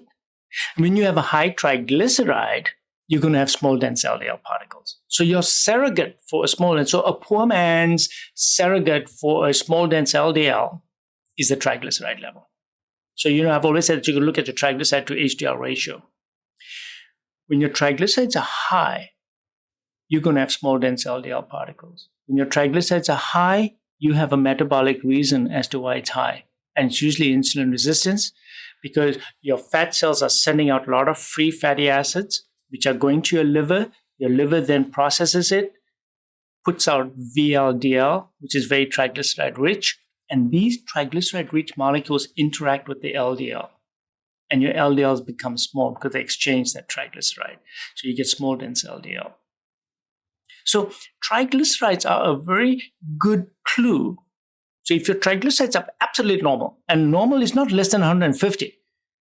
Remember, we fudged a lot of the numbers. It's not 150, it's less than 100 that's normal. It's just that the population today has so much triglycerides that they just put the level at that, just like your liver enzymes. When I was in training, your liver enzymes more than 25 were abnormal. Now it's almost 45 because everybody's got a fatty liver. So they just bumped it up. Now, how daft is that? So we need to become more stringent, not more lax, if we want the population to be healthier. So I look for triglyceride less than 100. If it is more than 100, you should ask for the advanced lipid panel so that you can look at your particle sizes. And then say, oh my goodness, I got small dense LDL particles. And then you look at the rest of the picture also, and then try to figure out why you got small dense LDL particles. And then your goal should be to develop large, fluffy, good LDL particles. And we know that those are very good. For example, I'll tell you myself, my LDL level is about 170 something. Large particles. Calcium score, 0. So my triglycerides, 80. HDL, 75. That's what you want. You want a good high HDL and a nice low triglyceride. And then the LDL is going to take care of itself. You're going to have large fluffy particles and you can test for it. And then someone like me, I'm going to test coronary calcium. My coronary calcium score being 0, I know I'm going to be okay. See? And metabolically, I'm fine. My hemoglobin A1C is 4.9. That's what you want.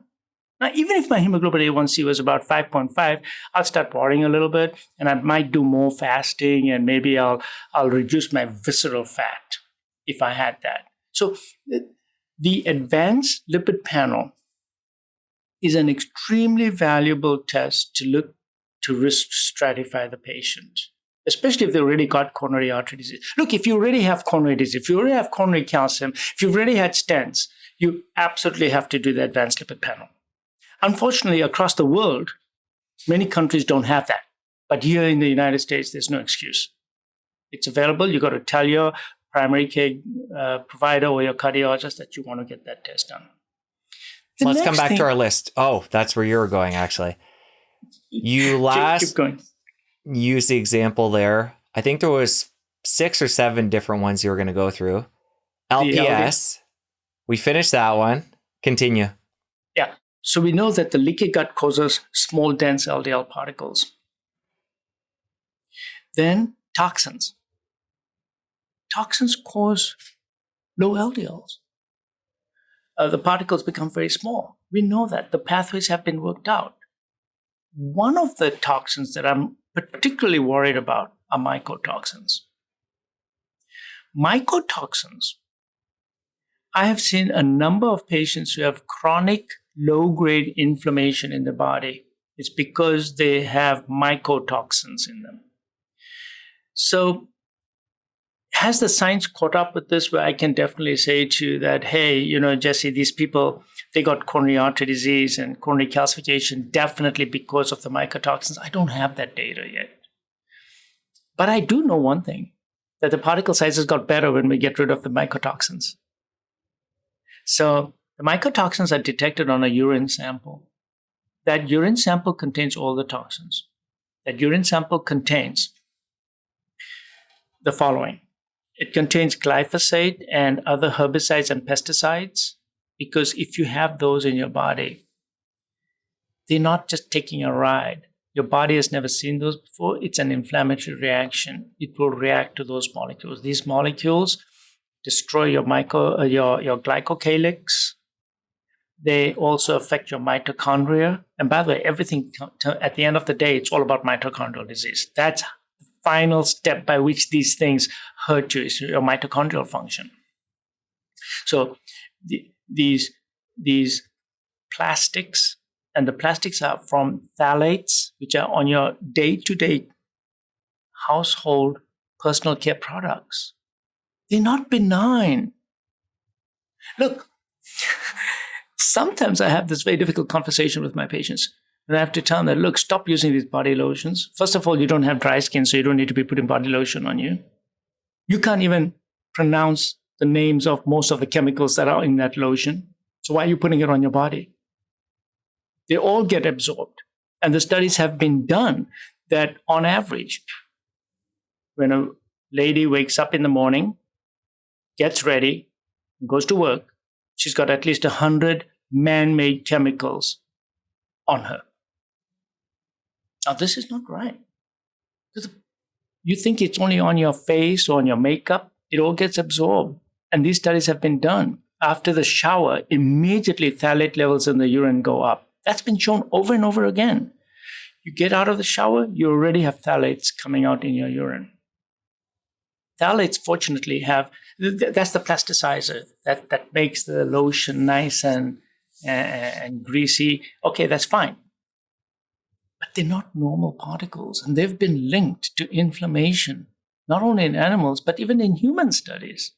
BPA, for example, which is a plastic, which is nowadays, they're saying that they got rid of it because they don't line the cans with it.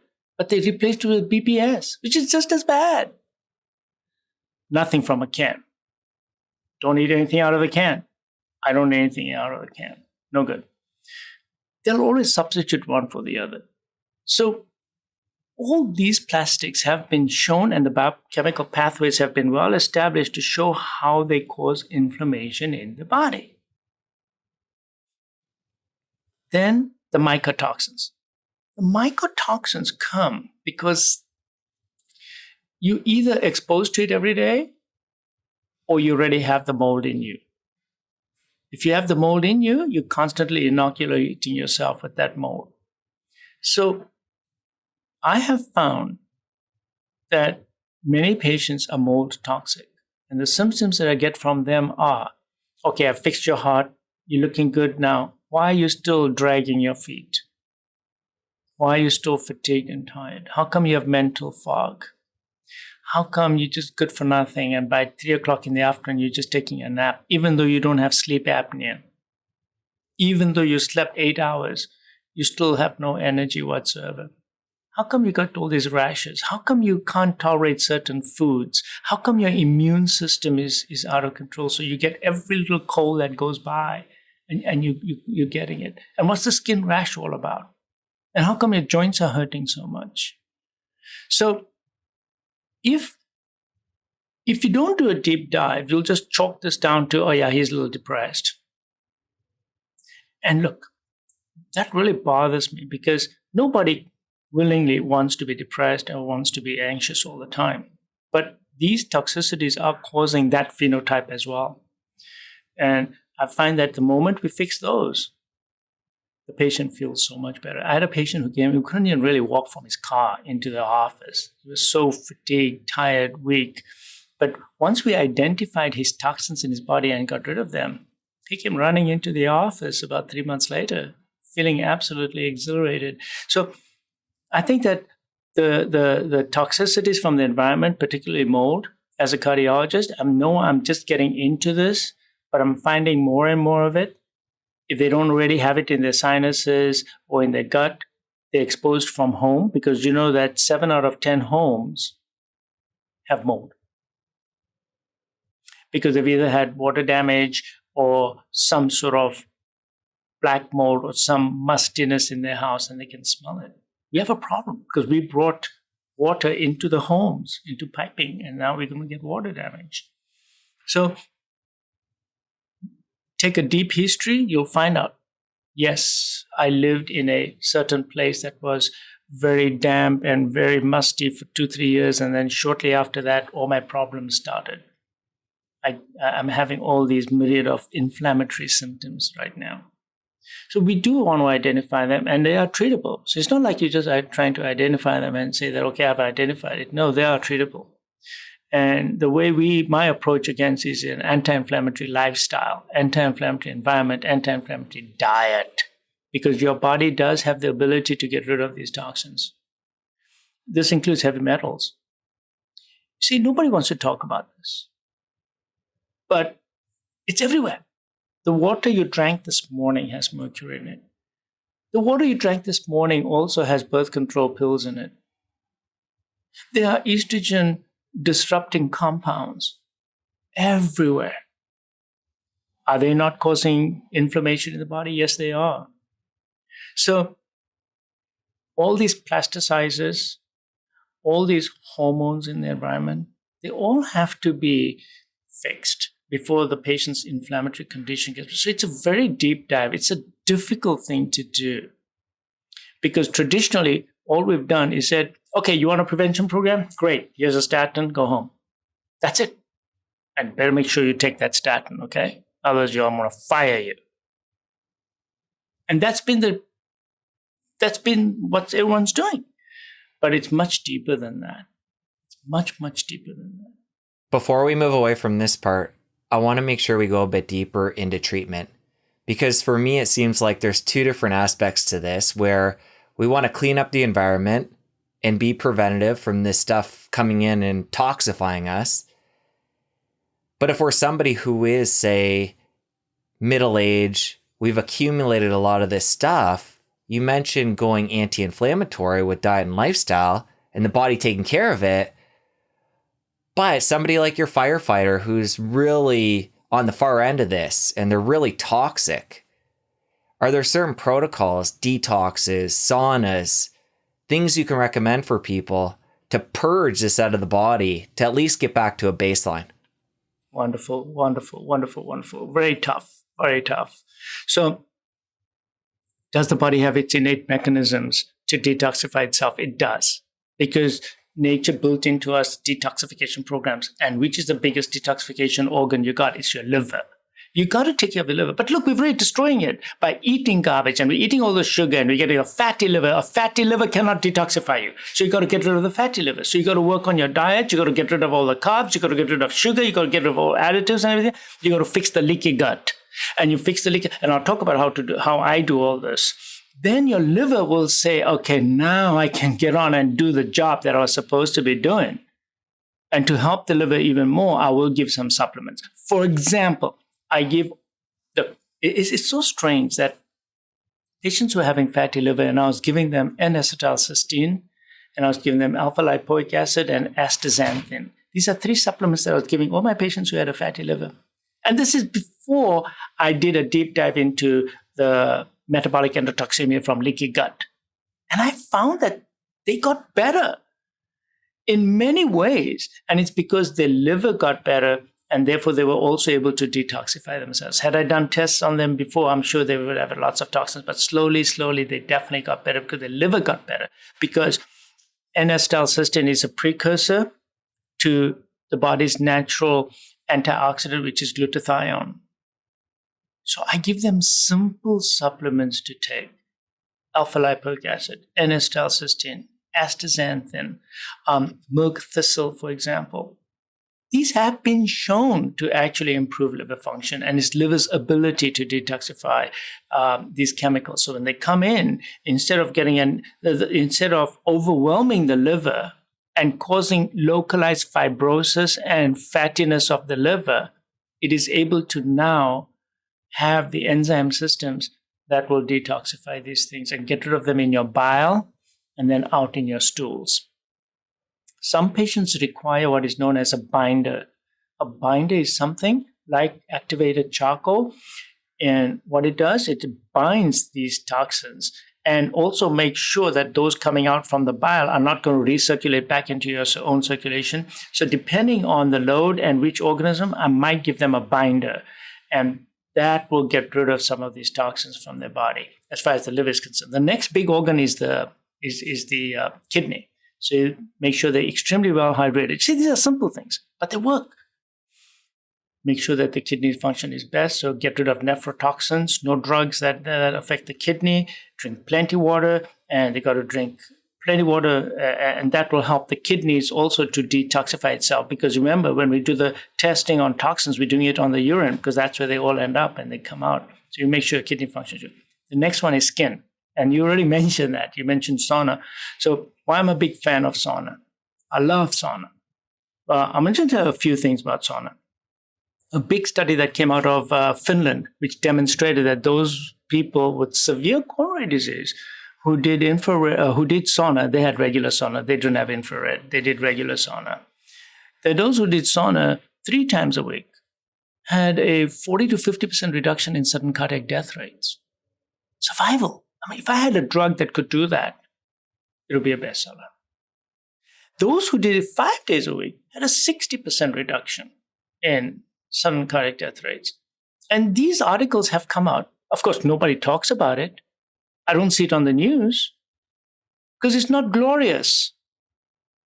So they don't run with it. But this means that there's something that sauna is doing. So some people say, okay, it heats you up and therefore your heart rate goes up by 30%. So it's like doing a low-level exercise. Maybe. But another reason is it's detoxifying you because we know that toxins come out in your skin. We know that. That's a fact. You sweat a lot, it comes out of your skin. So you must sweat. So these days I use infrared sauna on these patients because it's a little easier for them. They can buy their own little machine. They put it in their house and just sweat away. Sweat away. And do it at least minimum 3 times a week, preferably 5 times a week. And they must sweat. Even a hot tub, when you sit in a hot tub, does detoxify you. Get that temperature high, you get vasodilation. But there are other benefits from all this. And we haven't talked about this yet. Evoking the body's own repair mechanism is evoking the vagus nerve. You have to evoke the vagus nerve because your biggest help is not only you. You got to hack nature's own repair process and enhance it. So I think that the vagus nerve also gets stimulated when you do sauna. So I love sauna for that reason. And one more thing I need to tell you is that sauna has been shown to liberate stem cells from your bone marrow that actually repair the endothelial cells. So those progenitor cells, the levels go up like crazy. So I think sauna is very good for that reason. And of course, that's another big reason why I do fasting, because we didn't even talk much about fasting today, but fasting has to become your fundamental way of life. It's not fasting like, no. It's that's just the way you live. And we can talk about that later if you like. But fasting is amazing. But infrared sauna for detoxification, fasting. Listen, there are so many different mechanisms by which one can not only live longer, but live healthier. And you can come across all these different inflammatory pathways. And it's the endocrine, it's the liver, it's the leaky gut, it's the toxins, it's the metals, it's lifestyle. But there's one thing that touches all the mechanisms and improves them all, and that's fasting. Fasting improves you metabolically. If it detoxifies you, improves your microbiome, because your microbiome is completely reset by fasting, because all those bad guys die within the first 8 hours of fasting, and just resets your whole gut. And what is the number one way you can release stem cells in your body? Fasting? Fasting. 300% increase in the release of stem cells, your own stem cells. Not only that, they're yours, they know where to go, and their residence rates is very high. That means they go where the repair needs to be. Fasting. How long do we have to go to get that benefit? You got to get to the point of autophagy. Autophagy will usually occur on the average patient at about 36 hours. On the average patient. Now, if you've been doing some time-restricted feeding, like I eat once a day, and on weekends I'll have 2 meals, sometimes 3 meals. Gradually, the point at which I started making ketones went from 24 hours to 20 hours to 18 hours. And now I start making ketones at about 16 hours. So I already deplete all my glucose from my liver and my muscles very early, and I start making ketones. At that point, I'm going to get a lot of stem cell mobilization. So we all mobilize stem cells, even in our day-to-day lives, but you accentuate it more by fasting. And it's when you really get into some degree of ketogenesis that you really start mobilizing your fat cells. We are all supposed to become a little bit ketogenic, as I've said on many of my talks before. Every now and then we should become ketogenic. Every now and then means, listen, once a week, you got to do a more prolonged fast, which means 24-hour fast or a 36-hour fast once a week. The rest of the time, you should do time-restricted feeding because that fits in with the way our body was made. Our body was not made to eat every 6 or 8 hours. And when you do this, it's a little hard in the beginning, but gradually, you'll start making, you turn on the machinery. You're getting what we call metabolic flexibility. The glucose is going to drive your mitochondria crazy. You're going to get reactive oxygen species production. So you get a lot of inflammation. 2 people, this one's eating a lot of glucose all the time. He's going to be more inflammatory. And we've done that. We've tested and we've talked about that so many times. This one is hardly eating any carbs and any sugars. His metabolism is mostly dependent on fat metabolism. And by the way, fat metabolism is amazing. What it does to the endothelium also, those studies have been done. You need that flexibility. You put things away into your fat, you need to take it out. It's not a one-way street. And by the way, why am I talking about the fat so much? Because your fat stores are not just fat. They're also full of toxin. Because a lot of the toxins and heavy metals are in your fat. So, when I make patients lose a lot of weight in my clinic here, I tell them that the metals are going to be coming out. So I got to not only make you fast to do this and your fat is all coming off, but I got to also make you a better detoxification machine. That's why I'm giving you these supplements for your liver. That's why I'm telling you to cut down your alcohol. That's why I'm telling you to fix your gut as well and change your diet and improve all that, because I want your liver to be good, because all those boys that were stored away are all coming out now. And people who don't do that, they feel sick when they start losing a lot of fat. So you got to take care of that as well. But the point is that when you have this type of metabolic flexibility, it's anti-inflammatory. There's less inflammation when you are producing some ketones. So you need to produce ketones every now and then. It's the time of the body when, because your insulin levels are low, you can move the fat. When your insulin levels are low, you can have autophagy. What is autophagy? Autophagy is when all those cellular debris that's in your cells get turned over because the body needs to become more efficient. But what becomes more efficient is your mitochondria. And remember I said earlier on that all comes down to mitochondrial health. If there's one thing you want to be very clear about today, is that all these things affect mitochondria. They are mitochondrial toxins. When the mitochondria gets toxic, they produce a lot of reactive oxygen species along the electron chain, and they produce low ATP. So you have a bad battery, that's what's going on.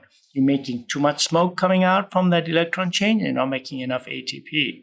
So this whole machinery is to make your mitochondria better. Fasting gives you mitophagy. The best way to improve mitochondrial function is to do fasting. And you look, just ask my patient, how do you feel? Oh my gosh, I feel fantastic when I'm fasting, because he's got mitophagy and he's got autophagy. So you start doing more and more autophagy earlier in your fast than later in your fast. It has to be a lifestyle. You just have to periodically become ketotic. You just have to do it. You just have to do it. And my patients, I've taught them how to become ketogenic through fasting. And most of my patients, I tell them to do 18-6 every day. Every day. That should just be your lifestyle. 18-6. That means for 18 hours you are fasting, 6 hours you got the time to eat. And then, depending on who you are and what you need, like, look, I told you my calcium score is 0. Why do I need to do this? Because I want to stay healthy. I need my reparative processes. So I do this. But let's say you have diabetes and you're obese. Then you do 18-6. But then I also will tell you, okay, you've done this, fair. Now I want a 3-day water fast from you because you weigh too much. You need to lose 45 pounds. And the way you're going to do this is you're going to give me a 3-day water fast. So what's so good about that? Look, when you lose the fat in a fast, it's all coming out from your viscera and all the inflammatory markers go down. But the biggest change is not that. The biggest change is when you break your fast and you start eating again. Now, who's eating? That body is totally different from before.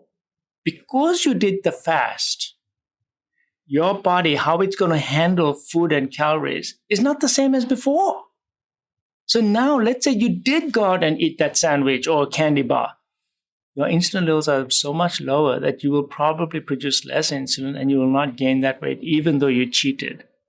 Because that fast changed you, at least for the short term. That means you changed your metabolism usually changes for about a week.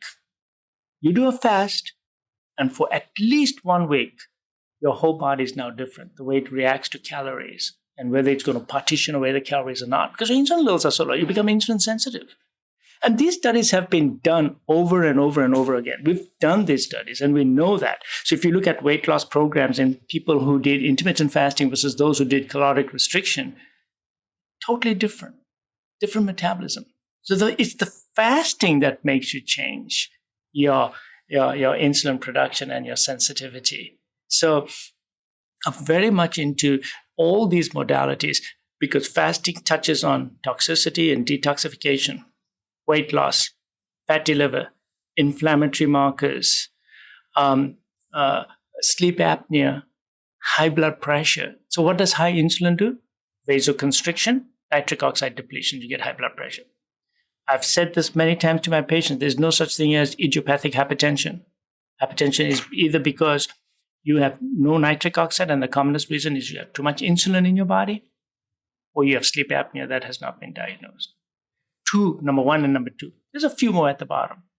But hypertension doesn't mean that you're going to be on blood pressure medicines forever. You have a metabolic derangement. That's why you have high blood pressure. So when you start fasting, your insulin levels come down, and guess what happens to the blood pressure? It's gone. My blood pressure is gone. So I see that just about every week where the patients come to me and say, can I get off this blood pressure medicine? My blood pressure is only 95 now. Boom, take them off the blood pressure medicine because their insulin levels have come down. So cardiovascular benefits of fasting, sauna, very good. Other things that you can do, we touched about the vagus nerve. So why am I interested in the vagus nerve? Because that's how the body repairs itself, restores its physiology, reproduces, repairs. It's all done through the vagus nerve. So when your gut is so diseased, the vagus nerve dysfunctions because the vagus nerve supplies your gut. So the enteric nervous system, which is as big or maybe even bigger than your brain in terms of the neurons, they get affected because all those endings there in the gut are all inflamed and they're getting these messages from the leaky gut. They are so overwhelmed by your lymphoid tissues that are in your gut, and most of your immune system is in your gut. Now the enteric nervous system doesn't work very well. So your vagus nerve doesn't work very well. So what I tell patients is that your vagus nerve not working well is working against you. You need to get your vagus nerve working better. So you got to fix the gut. Then there's vagus exercises that I tell them to do. And I give them high doses of fish oil, which repairs the vagus nerve as well. And the vagus nerve exercises are very simple. And people say, oh, yes, there's Dr. J. He's telling the patients to breathe, prolonged expiration. Why is he doing all this? Oh, it's too much about meditation. No, it's not. It's evoking your body's own physiology. When you do the vagal exercises, your heart rate comes down, your blood pressure comes down, your platelets become less jittery. Oh, platelets again. Oh, excuse me? We already talked about how jittery your platelets are when you're going to get a heart attack, right? Right? So your platelets pacify. Have those tests all been done? Of course they've been done. Your mental state and your vagus nerve is going to determine whether your platelets are going to degranulate or not. How? Because the ends of your vagus nerve release acetylcholine. Acetylcholine then goes to all these mast cells and other cells in your body, including the platelets, and sets the level at which they will degranulate. Vagus nerve means it will take a lot for that platelet now to degranulate and clot. Those studies have been done. For example, I'll give a very quick study. This was done in Johns Hopkins, where they took the medical students and they put an arterial line in them. And they gave the test exam. And they were measuring platelet reactivity through a refractometer to see how easily they clot. And as they went through the pages, it was easy. The platelets were fine. There was nothing happening. Then all of a sudden, they got a page where they didn't know what the answers were because they were never taught that stuff. And suddenly their stress levels went up. And guess what happened to the platelets? They went crazy. I mean, we have so much. I mean, I can talk about these types of things about the mind-body connection and your emotions for hours, and maybe we'll do it one day. But basically, there's a big connection between your thoughts, your emotions, and your body's physiology. So in a detox program, in an anti-inflammatory lifestyle, you cannot omit mind-body medicine. You have to evoke that. And the vagal nerve is part of that because we know the vagus nerve has rostral connections to the forebrain as well. You cannot leave out sleep. I tell patients how to breathe, breathing exercises, breathe in, and how to go into silence. I teach them how to go into silence. That is anti-inflammatory. Because then you're not sending those messages to those platelets. So there is no message. You're in silence. The silence is mental, internal silence. So I teach my patients how to do that. I teach it to them for two reasons. One is that, and secondly, when they take their attention away from a thought and bring it back to their breathing, that ability to put their focus, their attention, their consciousness back here and bring it away from that thought gives them willpower. The gym exercises are different from the mind exercises. The mind exercises are your ability to focus where you want it to focus so that you don't get constantly bombarded with thoughts of the past or thoughts of the future. Instead, you control where you want your thoughts to be. And when you do that, stress levels go down. That's my approach to stress management. So that's another thing that I want to develop that in a much bigger way in my practice and everywhere else. That we are bombarded all the time, and we are obsessing about the future, and we regurgitating the past all the time, and we don't have the ability or the tool to get out of that. And I want to teach people this technique, because when you do that, now you put your attention where you want it to be, because you've been practicing to bring it back here to that feeling of the breath going in and out. So people say, Dr. J, this is not cardiology. No, it's fundamental cardiology. It is. It's fundamental cardiology because it drastically reduces your sympathetic stimulation and you increase your parasympathetic. And I'll give you an example of where I use it the most here. I use it especially in young people who come in with tachycardia, rapid heart rate, palpitations all the time, fainting all the time. And I teach them these techniques, and they come back saying they feel so much better. They don't need ablation, SVT ablation. And so we use it a lot here in our office. So the breathing is important. your ability to put your focus where you want it to be is an anti-inflammatory approach as well. You have a number of videos giving exercises on your YouTube channel, which we'll link up. But let's give a few different exercises, somebody that wants to take this on for the vagus nerve. And how often would somebody want to do this? Okay, I'll answer this last part first. So you just ran away from the tiger, the saber-toothed tiger. You just ran away. And it was a quick sprint. And this leads up to something about exercise. You did a quick sprint and you hid behind the rock. And as soon as the tiger went away, now you're just breathing normally. And your breathing pattern changes and you're doing prolonged expiration now. Just you're sighing and you're all comfortable and everything else. So how often should it happen? After each sympathetic burst.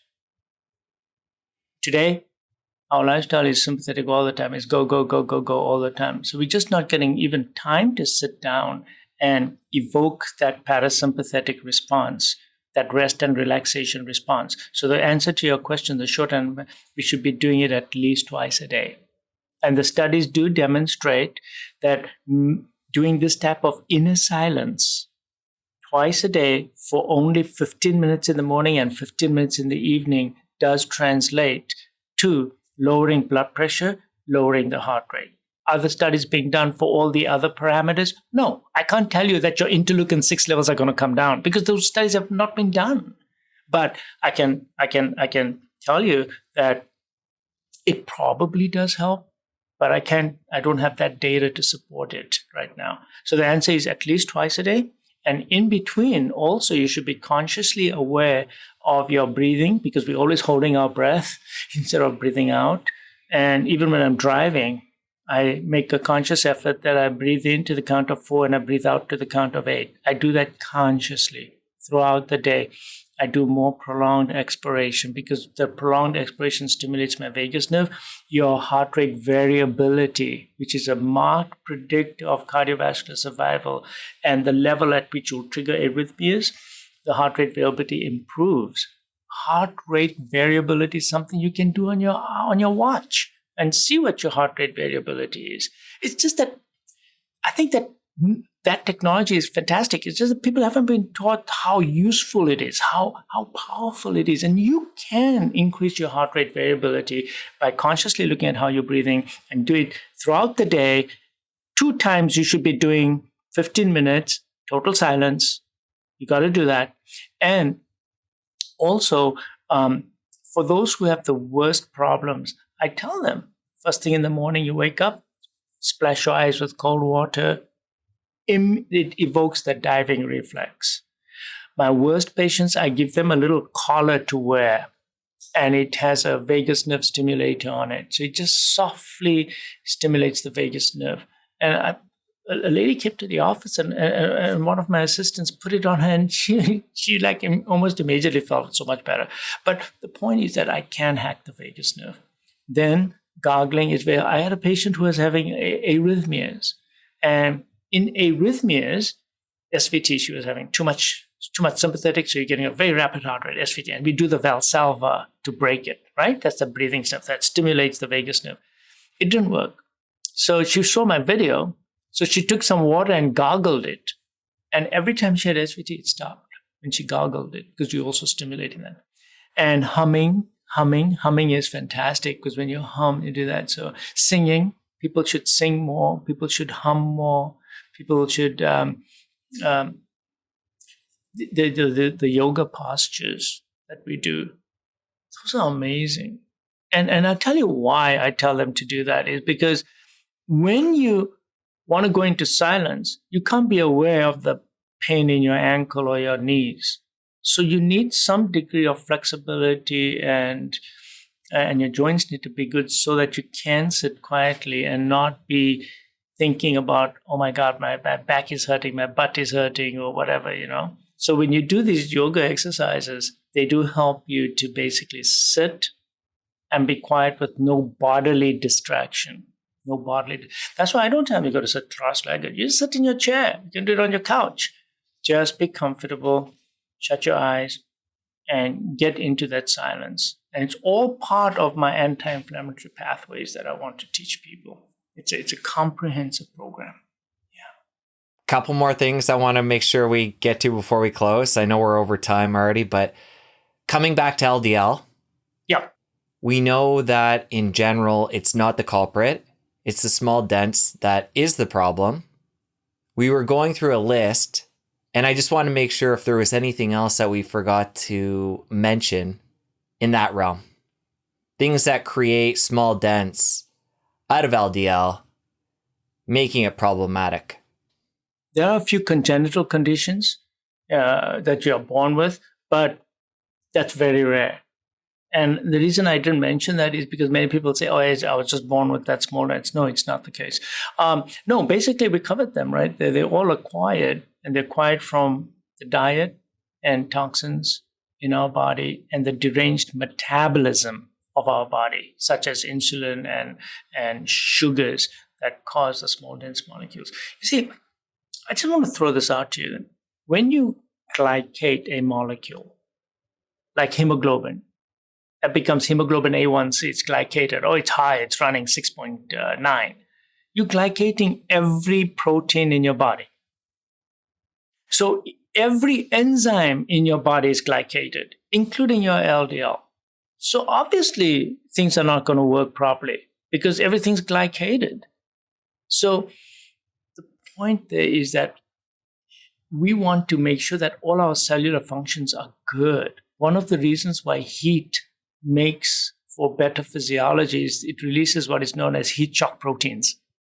The heat shock proteins brought on by heat go throughout the body and they fix the three-dimensional configuration of all the cells and the proteins. It repairs all the proteins through heat shock protein production. So that's another mechanism by which sauna really helps you. So our physiology affects not just one part. It's not if you have a bad LDL, you have bad just about everything in your body. Everything else is also out. It is not right. Okay, so last piece, diet. And this ties in with the fasting piece. We haven't really gone deep into this. But obviously, insulin has come up and we want to keep that low. So when it comes to prevention and keeping the heart healthy, what diet is best? Great question. If you already have coronary artery disease, I'm going to be asking you to look at a blood test to look for sensitivities to food. You need to eat what you're not sensitive to, and you must do that blood test. There are two types of food sensitivities that I'm very concerned about. The first one is the major food that you're not responding well to. It may be wheat or it may be something else. The secondary food sensitivity problems are because the first one was there that allowed other foods to get in, and now your body gets exposed to those and produces IgG against those. So the food sensitivity is important. If eating certain foods does make you feel bad, you should get your food sensitivity test done. So as far as eating is concerned, stay away from the foods that you are sensitive to. That's rule number one. If you don't know that and you have coronary artery disease and if you feel that you have inflammation, my general rule is cut out wheat. 8 out of 10 patients without any blood tests, if they just cut out wheat from their diet, they feel better. And it's got to do a lot of things. It's not just that that person had wheat sensitivity problems or wheat germ gluten problem. It's because the wheat today is different as well. This is dwarf variety wheat. It's totally different from the wheat our forefathers ate. Then many of these people will go to Europe and they're able to eat sourdough bread and baguettes over there and they don't have any problems. So first thing is stay away from wheat if you already have coronary artery disease or if you already have inflammation or if you have any type of abnormality or if you're obese, you should stay away from wheat. The next thing is that people always ask me about the sugars. Of course, we've beaten that horse. About carnivore diet and vegetables. Which one should you be on? I don't restrict meat at all. My problem with meat is just that if you have the regular meat, it's going to have too much omega-6 in it because they're all fed on corn. I want grass-finished red meat. It is the most nutrient-dense food you can possibly have. Organ food is also very good. So liver is very good for you. Organic chicken is fine. Wild caught salmon is fine. So I'm not a vegetarian, and I don't advocate that either. Low fat food, low fat this, low fat that, that's all nonsense. You need the fats, but you need good fats. The good fats are the fats that naturally come with the food. For example, the grass-finished cow, that's fine. All the fats that are in it are going to be okay. The chicken needs to be organic. That's fine also. The vegetable seed oils must be obviously omitted. All processed foods should be avoided. So anything made in a factory, forget it. Anything that's got a barcode on it, anything that comes in a package, don't eat it because that's all man-made. Vegetables, you should eat vegetables. I want to say something about vegetables. Vegetables are actually medicinal. They have phytonutrients and other things that feed your microbiome. So you need vegetables. You need fiber also. Now, people say that how come carnivores get fiber? Yes, because the cartilage and other things are fiber in them also. There's soluble fiber there as well. So that's why I'm not too worried about the patients who eat mostly carnivore food. That's fine. As long as they're eating the right food, I have no problem with that whatsoever. The vegetables, I like all cruciferous vegetables. I don't like my starchy vegetables, so no potatoes. If you're going to eat potatoes and rice, this is what I tell them. You are otherwise pretty good, pretty healthy. You need to eat those starches if you really have to.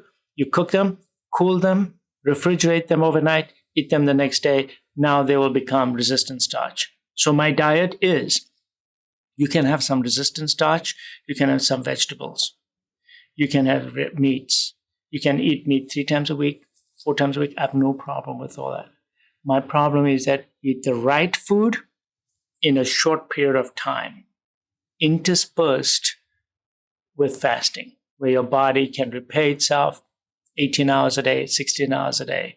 That's the way to, because then you're hormonally also going to give the body a chance to respond with the best insulin sensitivity and other modalities.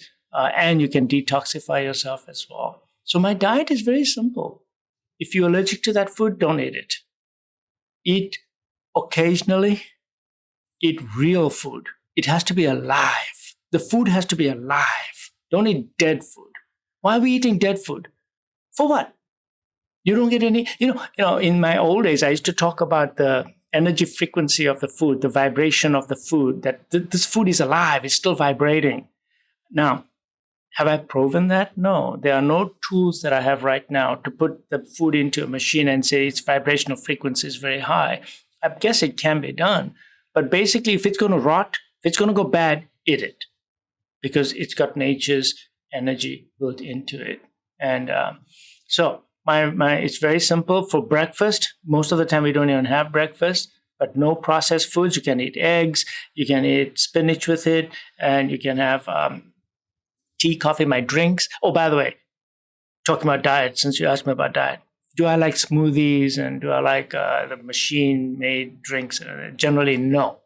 Because even though you're putting your vegetables and your fruits into a mixer and you're spinning it at high frequency, you're breaking up all that fiber. And that fiber is not going to be as useful as if you had masticated it with your mouth. So again, eating the right foods in the right manner. Don't drink your food. You should be eating your food. You should be masticating it so that by the time it gets down into your gut, your body has to work on digesting it and it gets released slowly into your bloodstream so that your body is not overwhelmed with a huge stimulation of your K cells, which will cause a huge stimulation of your insulin levels. That's just totally unnatural. Unnatural way of eating. Don't eat unnatural foods. Don't eat it in an unnatural way. So don't get rid of all those. Now, the only people I do allow to have some smoothies and stuff like that is people who have no teeth. I'll let them have it. And there are a few patients who I'll allow some juicing on once in a while, vegetable juices. I'll let them have a little bit of that if I feel that they're nutritionally very, very deficient. Then I'll say, okay, for the next 1 month, I'll let you do some green juicing. But it's individual. Generally, eat it. There is a machine now called the masticator. And I like that machine. Take your vegetables, put it. Now, fruits. I got to say something about fruit. In general, fruit should be consumed in season and mostly in the fall because it has so much fructose in it that it changes, it makes you insulin resistant and makes you therefore store calories. So you plump up before winter comes, before you go into hibernation, but of course you don't go into hibernation. So we have a problem. And we eat fruit throughout the year. One of the biggest problems we have is consuming too much fruit. So I tell my patients, you can have half a fruit a day. That's it. No more than half a fruit a day. Too many calories. So vegetables, some fruit. Then variety of vegetables. Lots and lots of herbs, different colors. Put herbs into it. Each one classifies itself as one vegetable. You must have a variety of herbs. I told you when I started, vegetables are medicinal. That's what vegetables are for. All these different herbs, they're all medicinal. They have specific effects on specific microbiome. Most of them are for your microbiome, by the way. They're not even for you. They're for your microbiome. This is the important thing, to understand that you're a symbiotic relation between you and your microbiome. Stop eating for yourself. You should be eating for you and your microbiome, starting today. What am I doing with this food? Is it going to feed my microbiome? If it's got phytonutrients in it, all these blueberries and colors and everything else, you think it's for you? It's not for you. It's for your microbiome. See, it's a different thought. Now you have the right microbiome and you're a symbiotic relationship. Almost 50% of the micronutrients that are floating around in your body is not what you consumed. It's what your microbiome made, pooped out, released into you, and got into your body. Typical example is short-chain fatty acids. So short-chain fatty acids, you can measure this. On the blood test that I usually do on my patients and the stool samples, you can measure short-chain fatty acids. If they are running very low, you have a huge problem because the microorganisms that are supposed to be making short-chain fatty acids are missing in your gut, and that's why your short-chain fatty acid levels are so low. And these are such important molecules. They are anti-inflammatory molecules. Right there, I'm telling you, they're anti-inflammatory. They are fantastic source of energy. They reduce your reactive oxygen species. Lots of data on short-chain fatty acids we can go into. They're very anti-inflammatory. And they're made by who? They're made by your gut bacteria. So in part of your nutrition is eating for your microbiome. You need to eat more fiber. The difference between processed food and regular food is that your regular food has fiber in it. Don't slither it and don't kill the fiber. Eat lots of fiber. In every meal, you must have lots of fiber. I use inulin plus FOS, which is my powder, I love because I can't get enough fiber in my diet. I just can't. So I add that every day. So because of my lifestyle and everything else. So lots of fiber and all the phytonutrients, the different colors and everything, it's all for your microbiome. Don't kill your microbiome. How? Don't drink alcohol. Alcohol kills the microbiome. Basically, you're taking hand lotion full of alcohol and putting it into your belly, right? You expect your microbiome to be good? No. Alcohol will kill your microbiome. Plasticizers, synthetic chemicals, sweeteners, colorings, emulsifiers, all terrible. Sorbate, polysorbate, all these emulsifiers. Absolutely horrible for the gut because your microbiome will deal with it because they have 4 million genes. You only have 22,000 genes. So they will accommodate just about anything that comes down, but the products of the metabolism will not be good for you. So you should not be consuming anything unnatural. They'll deal with it, but then you'll have the consequences of it. All right, final question. I know you got to go here, but I think this will be a good way to wrap up. And I asked you something similar, but I still need clarity. Say we have somebody right now, middle-aged, they have some plaque, they have some clots. It sounds like most people will have some of that going on. What is the best they're going to hope for, prognosis-wise, with that, if they adopt what we're talking about today? You will live with your plaque, but you will not die from your plaque. you can live with plaque. Just because you got coronary calcium in your score, by the way, I've got patients now for 7-8 years that I've been following with calcium scores of 4,000. They're still doing fine. So long as you follow an anti-inflammatory lifestyle, anti-inflammatory environment, anti-inflammatory diet, 3 things, then you can live with your plaque and not die from it. You'll die of something else. So yes, the prognosis is good. You got to do this program. Yes, you're going to need some supplements. Yes, you're going to need some antiplatelet agents. Yes, you're going to need to do some dieting, lifestyle changes, circadian rhythm disorders, sleep. You need to do the whole package. Bottom line is, yes, you can live with it. Yes, you can, and you can live a long time with it. Just because you have a calcium score that's high doesn't mean you're going to die. It was the graveyard of what happened then. It's not the graveyard of what's happening now. Now, it's burnt off. It's done. Your inflammatory markers are low. Your LDL particles are nice. Your HDL is high. Your triglycerides are nice and low. Your blood pressure is nice and low. Your CRP level is nice and low.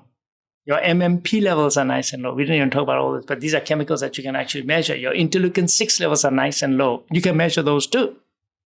See, you can measure these things. And it's important to do that because you need to know that you're going to be okay. Because otherwise you're going to be living in sympathetic tone all the time, worried, oh, I'm going to die tomorrow.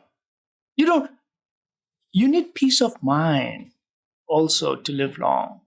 So you can live with that plaque and have peace of mind as well. Get your test done. Get your peace of mind so that you can sleep well and have a great physiology. All right, Dr. J, this is a great place to leave it. Incredible conversation. Really enjoyed this. We're going to link up your YouTube channel, your website, everything in the show notes. Thank you. Thanks a lot, Jesse. It was my pleasure. Thank you. Now that you're done, you're going to want to stick around here and catch this other incredible episode. You don't want to miss it. I'll see you over there. No, there's nothing else that tracks with LDL cholesterol because it's not a real number. It's a fictitious number. It's obtained by something called the Friedewald calculation. The LDL cholesterol reducing franchise, statin drugs, PCSK9 drugs, all that stuff pay.